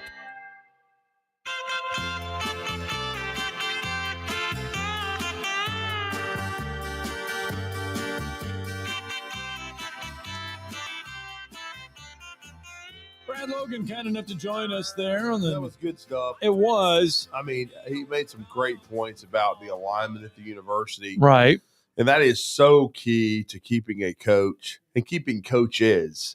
A guy like Chris Beard, who they hired, who they were fortunate to get. But, hey, Auburn was fortunate to get Bruce Pearl. They hung on to him, okay? So, but really good alignment right now. Keith Carter is doing a great job as athletic director. School president, completely behind athletics. Lane Kiffin having a great sustained run as the Ole Miss head coach. One win away from the playoff a year ago, basically, when you look at it. And then this year, still very much in the mix, even though they were very disappointed. I think they felt like they let one get away from them, that they had a chance to win in Athens. But this game is huge at Oklahoma. Can they bounce back from a disappointment and beat a good football team? But it's an interesting clash of matchups because the Ole Miss offense, even though they lost the game, they were good against Georgia. This is a ferocious front for Oklahoma, but Oklahoma's offense has been, not great, and it was really kind of ugly against South Carolina last year. So can Pete Golding's defense get enough stops to get it done? And maybe that's why I wanted to bring up the Suntarine Perkins, part of it, because they need more out of him if they're going to win in a difficult place like Owen Field in Norman, Oklahoma. Well, Lane Kiffin yesterday, in only Lane Kiffin language, right, talked about Oklahoma stealing plays and doing signals and everything, and even worked Auburn into the equation. Yeah. Here is Lane Kiffin.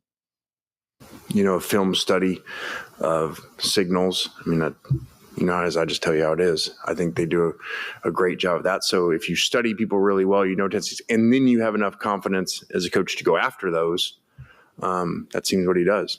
And seems like, they've got a really good beat on the plays that are coming when they're called. And they do a great job of going and taking those away.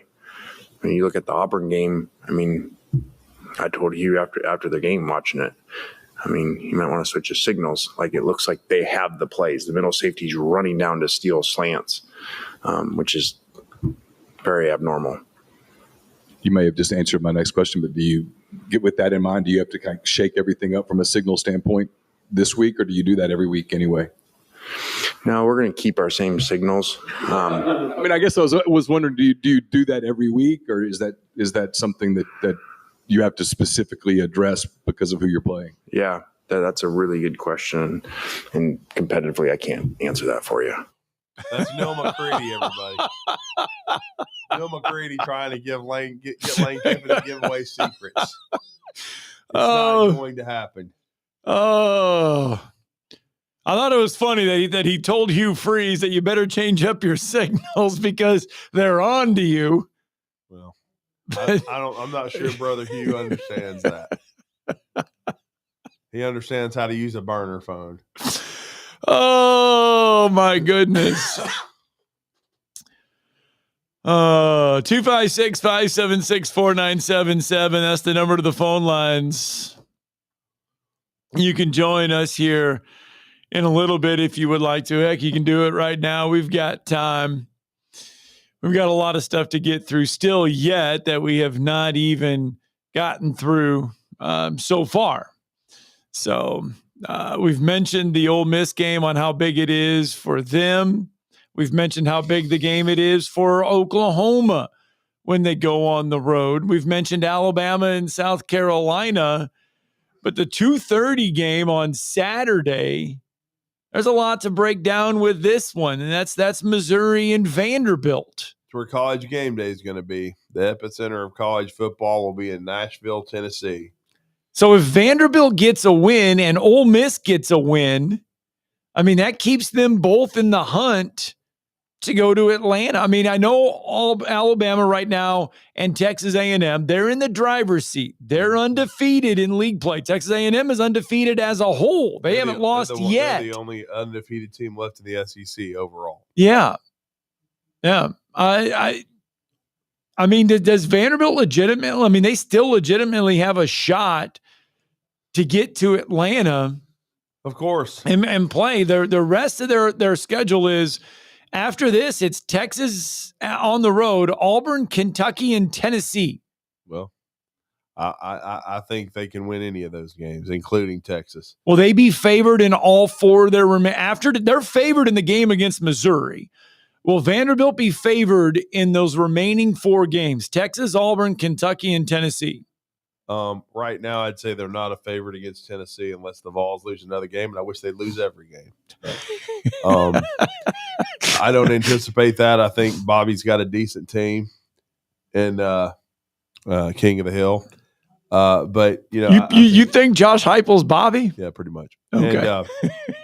But I think they're pretty good, and it'll be in Neyland Stadium. Now, if the game was in Nashville, I might think that the Vanderbilt Commodores would be favored, but it's not. So, but and very likely because it's at the University of Texas, even though they were lucky to beat a basketball school last week, I think Texas would probably be a very slight favorite over Vanderbilt as well. But if Vanderbilt's impressive over Missouri, if they can beat the Tigers this weekend, then I think they'll be favored in probably two of those last four. But are they capable of winning out? Yes, they are. And, that would be just epic if but I will say Ole Miss, all these there could end up being a ton of tiebreakers. Right. But as you said, right now, the two teams that can control their own destiny are Alabama and Texas A&M, and they don't play each other either in the regular season. So it's LSU's job and Brian Kelly's to use his fake accent and get his team ready to play and try to knock off Texas A&M in Tiger Stadium. Because if he does not, if he loses to Vanderbilt, on the road decisively like he did, and if they get their butts handed to them by Texas A&M this weekend, then I think Brian Kelly is going to start really feeling the heat, and he should, because he's getting paid a lot of money to get to the college football playoff, which he's never done at LSU, and he's never been to Atlanta either. And like we said before earlier in the show, everybody thought he finally got through the hex. He won an opener, and he beat Clemson on the road. He beat a 5-loss at least Clemson team that isn't very good. The most disappointing state in college football this year has been South Carolina. South Carolina was supposed to be a top 15 team. They're nowhere close. And Clemson was supposed to be a national championship contender, and it's Dabo's worst team since probably his first full year as head coach. Boy, it was funny because I did look at X over the weekend. Right. And it was funny once the Vanderbilt game went final. Yeah. Watching the LSU media reaction, specifically Matt Moscona. Well, he kind of went flatline except for his post-game Locked On LSU. That was the whole point, is the fact that, remember when Alabama lost to Vanderbilt? Yeah, there was a lot of people making fun of folks. Yep. A lot of LSU fan base, a lot of LSU media was laughing at Alabama because they got tripped up by Vanderbilt in Nashville. L is not just for LSU, it's for loser. And boy, were they. And boy, did I enjoy watching LSU get the piss beat out of them by Vanderbilt. Let's get a break in. When we come back, we'll get to some phone calls. Actually, it was the most fun I've had all college football season. I did not leave for Tuscaloosa until that game was over. Until you got to see you wanted to see it. I wanted to see it. I wanted to see them get the hell beat out of them by Vanderbilt. And you were okay with calling on Baton Rouge at the end of that one. Oh, awesome. Yeah. LLL. Yeah, give me an L. You're going to get another one in 2 weeks in Tuscaloosa, too. Get ready. And that is the heat that Brian Kelly will start to feel after they lose that one. Be another 4-loss season in Baton Rouge. Let's get that break in. We'll get to your phone calls next.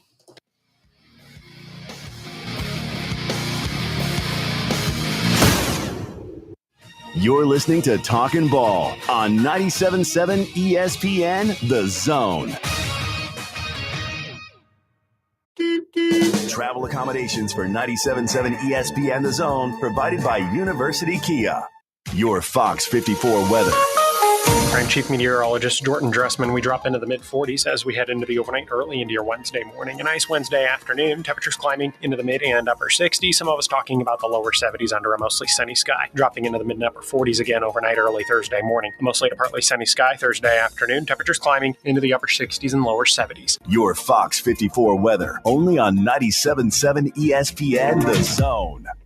Specializing in simple and affordable rentals, McCurry Van and Car Rental can make sure you have just the right vehicle for your next family vacation, weekend getaway, or if you just need transportation while your vehicle is being repaired. McCurry carries Ford Transit vans and Mercedes Sprinter vans, trucks and work vans, and more. And they offer discounted rental rates for long-term rentals. Now with 4 locations: Athens, Muscle Shoals, Coleman, and Huntsville. Log on McCurryRentals.com to make your reservation now. That's McCurryRentals.com. If hunting and outdoor recreation are your passions, it all starts with the right property.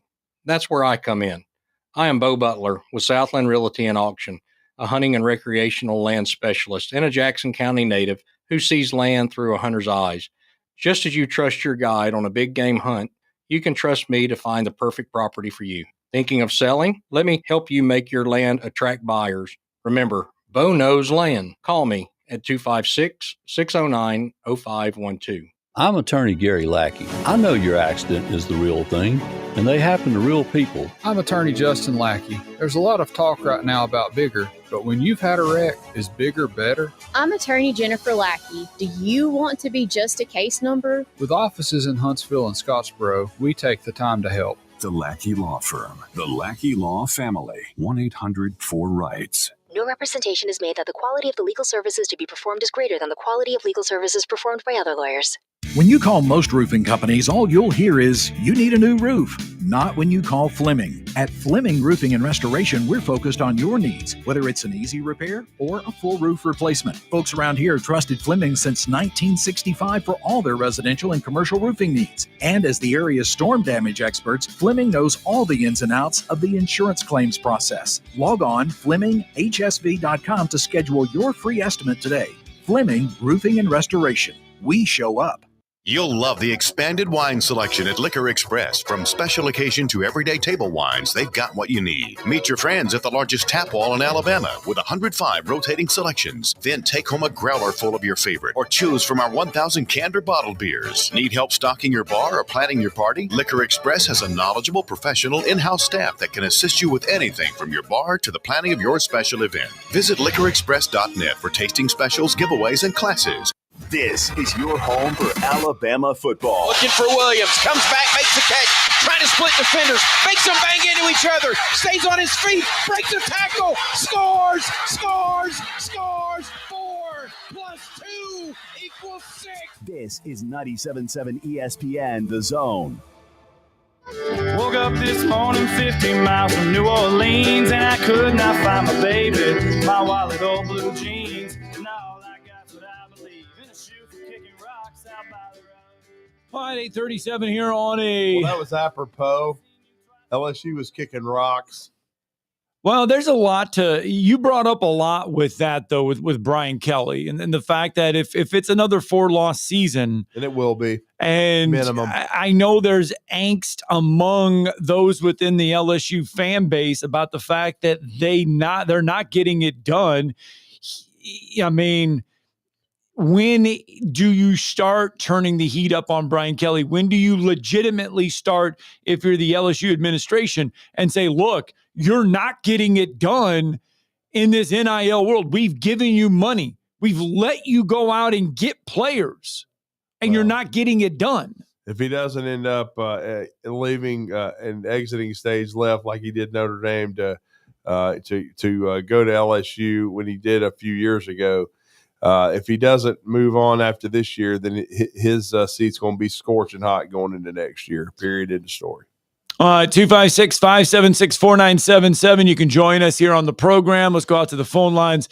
Brandon is with us. Good morning, Brandon. Good morning. I had like an early stop in Buc-ee's this morning. Is it okay to go ahead and get the brisket at 9 a.m. Eastern time? Get the brisket burrito at 9 a.m. It's worth it. Or a soft taco. Scott likes the soft tacos. I've had a couple of them. I like those brisket burritos. Now, look, their sausage, egg, and cheese biscuit is worth it as well.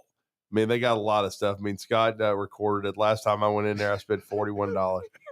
Yeah, we go in there for a quick pit stop. Yeah. I grab a biscuit burrito and a water. Yeah. You grab a basket and walk around with the store. Yes, yes. Did you get the sorted fudge box that had all 5 flavors? I did not. That damn near might kill him. No, I didn't do that. I did not. I got a lot of trail mixes.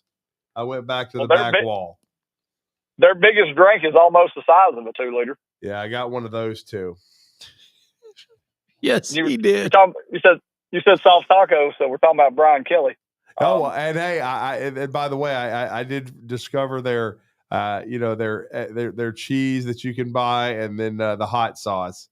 So I bought some extra things for my soft taco. Look, there's 2 or 3 things that I get when I go in there. Yes. And that is I love the brisket burrito that they have in there in the morning. Yep. I think it's great because, number one, they load that thing up with brisket. You're getting, for the value, perfect.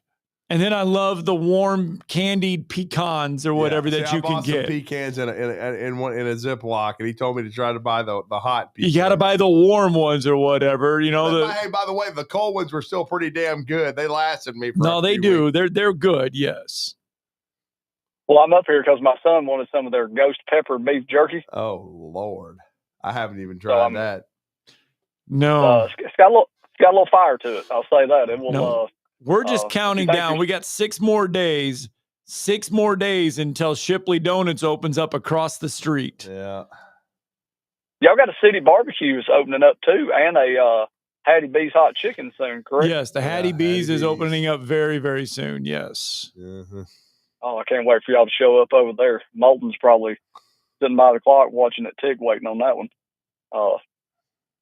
So I took a look, and I'm looking at games I want to possibly put some $20 bets on the weekend, and I was sitting here looking at Iowa's schedule. Uh-oh. Boy, they're about to get into the good part of their schedule. They barely escaped Penn State. Yes, they're took care of that. And then, I mean, I don't know what they'll do with Oregon. Lose. But oh boy, I see a possibility of a 9-3 here. Uh-oh. No, if they could win one of those games.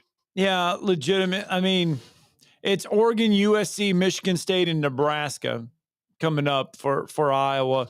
What gives me hope is that the Oregon game is in Kinnick Stadium. They don't have to travel out there, because if they had to travel out there, I would say no, don't take Iowa. But they're at home, and the defense is going to give them a chance. Minnesota's this weekend.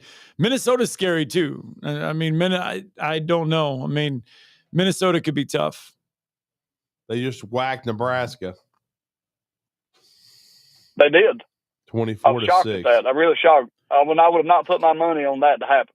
Now just because, and then look, I don't care who they could be playing the sister of the poor, right? Traveling out to California and Iowa for some reason. When the plane crosses the Rockies, they forget how to play football, and they've done that for 35 years, 40 years. They've done that.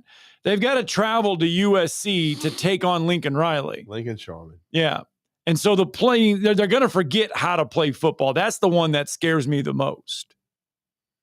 Well, is there any path for them, depending on what chaos goes on, at 9-3, no, that they could be? You don't think so? No, not in the Big Ten. Okay, No. Big Ten's too weak, weak in the middle and on the bottom. Indiana, Ohio State. I mean, locks. They're pretty much locks, and those will be. I mean, that's it. Well, I'm just thinking if they beat Oregon, that could be the third. Yeah, that's what I'm saying. If they beat them, I wondered, would they have a path at that point? Not with three, because they're going to lose again. Not with three losses. Now, if they if Iowa were to beat Oregon and run the table and beat USC, and run it, they might have a chance. 2 losses, be 10-2. Yeah, especially since they beat overrated Pennsylvania State University. Josh Pate the other day throwing that tweet up saying, "Can I introduce you to Mike Price talking about short coaching tenures?" Yeah. Yeah, that was pretty sinister of him doing that. But no, I was just taking a look at that, and I was looking at that, and the quarterback from Thompson is committed to Alabama. Trent Seaborn, he committed officially yesterday. We need to have him talk to the kicker from over there at James Hoover, Bryant. and that was impressive.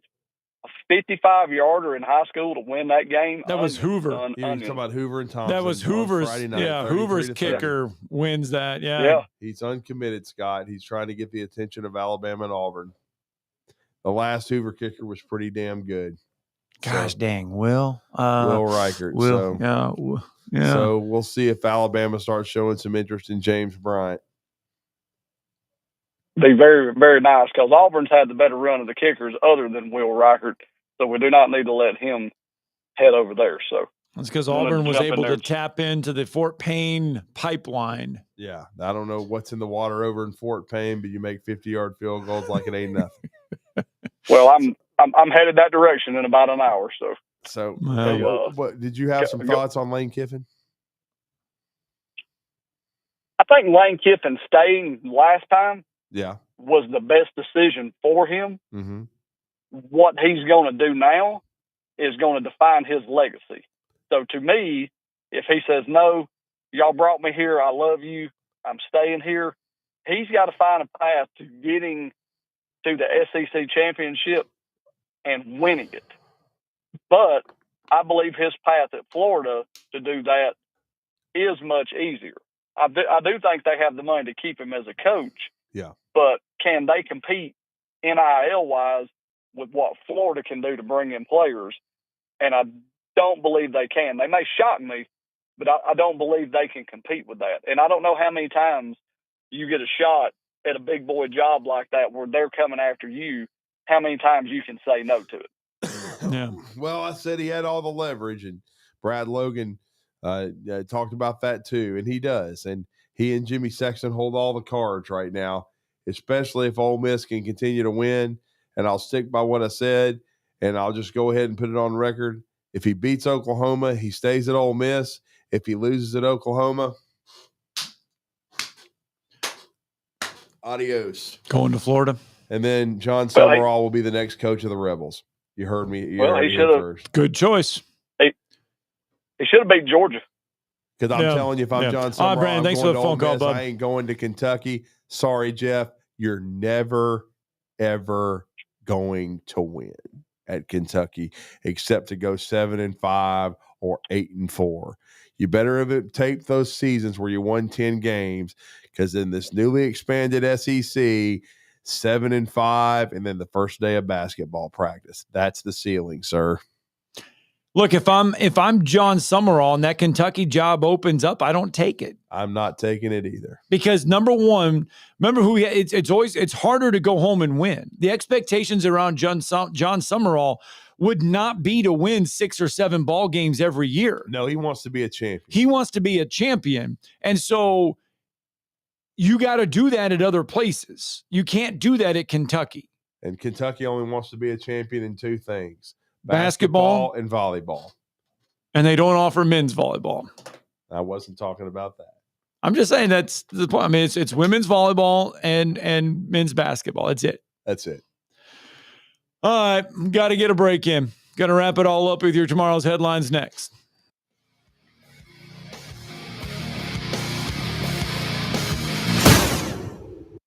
You're listening to Talkin' Ball on 97.7 ESPN, The Zone. We are a championship school, and school is in session. He'll go on the toss to Jam. He cuts it back. He's got a first down. Join us Saturday as the Crimson Tide head east for SEC action against South Carolina. Our coverage begins at 11:30 on your home for Alabama football. Your home of the Alabama Crimson Tide is 97.7 ESPN, The Zone. Your customers deserve the best, and so do you. You invest in your customers with your heart, soul, and skill. Well, it's time to invest in yourself with the next generation Cat 255 compact track loader from Thompson Tractor. After all, those who give their best deserve the best, and this machine has it all. With features that include a more powerful engine, tri-axle truck loading capabilities, a spacious cab, and a smooth ride for all-day comfort. Best of all, now Thompson Tractor is making that investment even better with our Workhorse Special. Get 0% financing for 36 months on the purchase of a new Cat 255 compact track loader that comes with a 3-year warranty. You also get a 74-inch bucket and 1,000-hour filter kit. Due to popular demand, this offer is extended through September 30th. Visit ThompsonTractor.com for details. Thompson Tractor, we're here for you. Need tough equipment you can count on? Christopher Equipment has you covered. Whether it's air compressors, trenchers, bucket lifts, concrete tools, generators, skid steers, and more. Serving you with locations in Tullahoma, Shelbyville, Manchester, Fayetteville, and Hazel Green. Christopher Equipment. From job site to backyard, rent or buy. Christopher Equipment delivers the tools you need when you need them. Call 931-455-3900 or visit Christopher.equipment today. Christopher Equipment, powering your project. This segment of Talkin' Ball is brought to you by University Kia, the #1 volume Kia dealer in the state of Alabama. Located online at universitykia.com.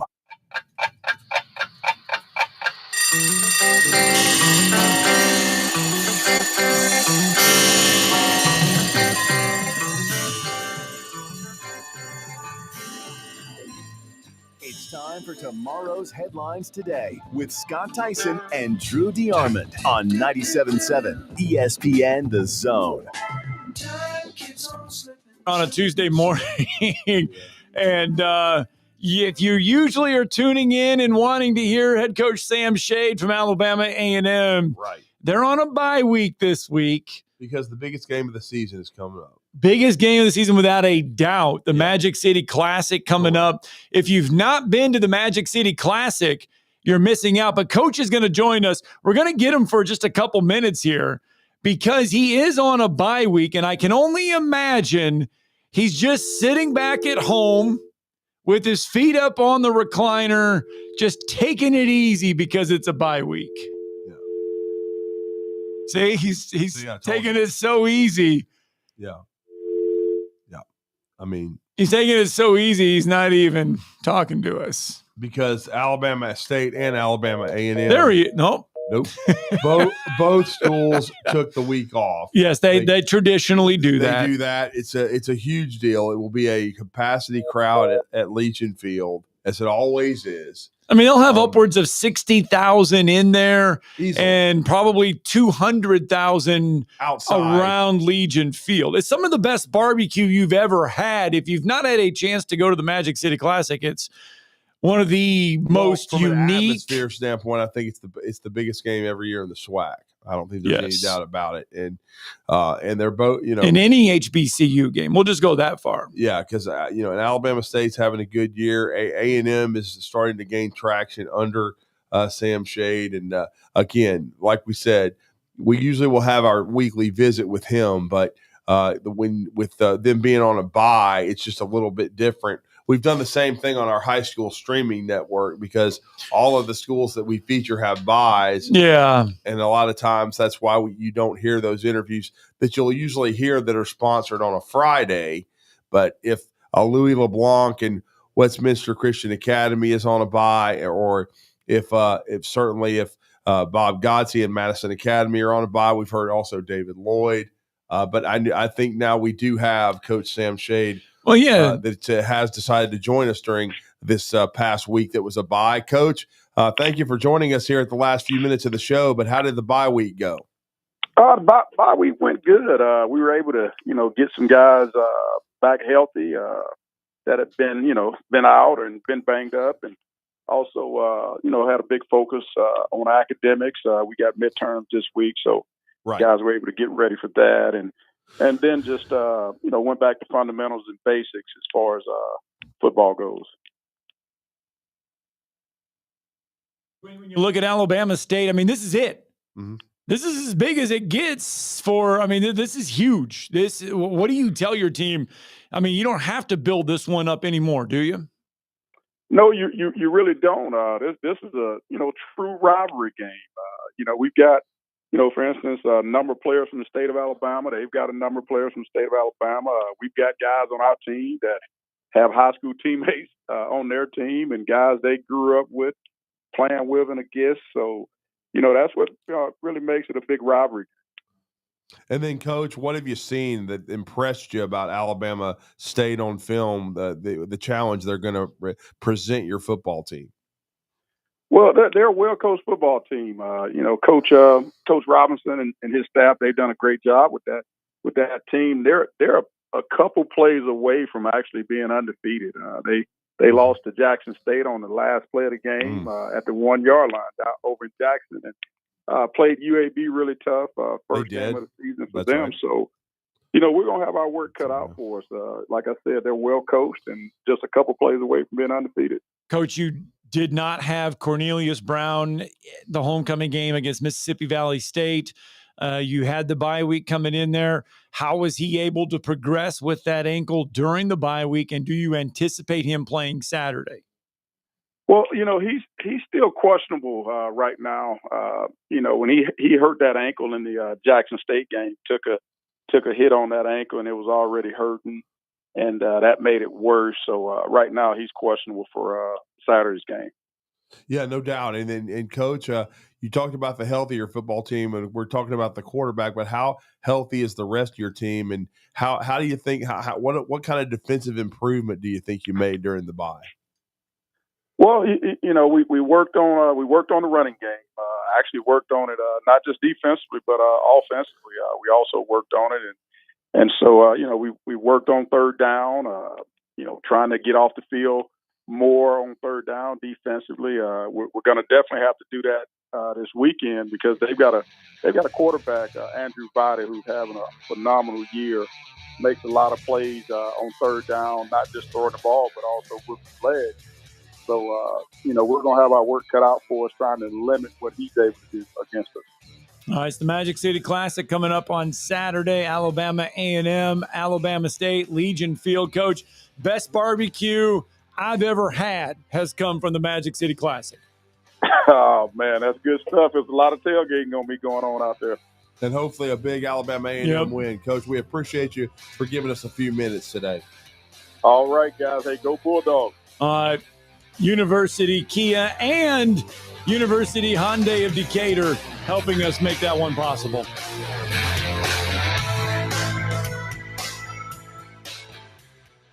The company is Eagle Masonry and Insulation, but did you know they're also Eagle Landscaping and Dirt Work? Eagle can take care of all your landscaping needs, including irrigation, sod work, and planting, both plants and trees. On the dirt work side, Eagle can grade and build your pads, haul dirt in or out, and even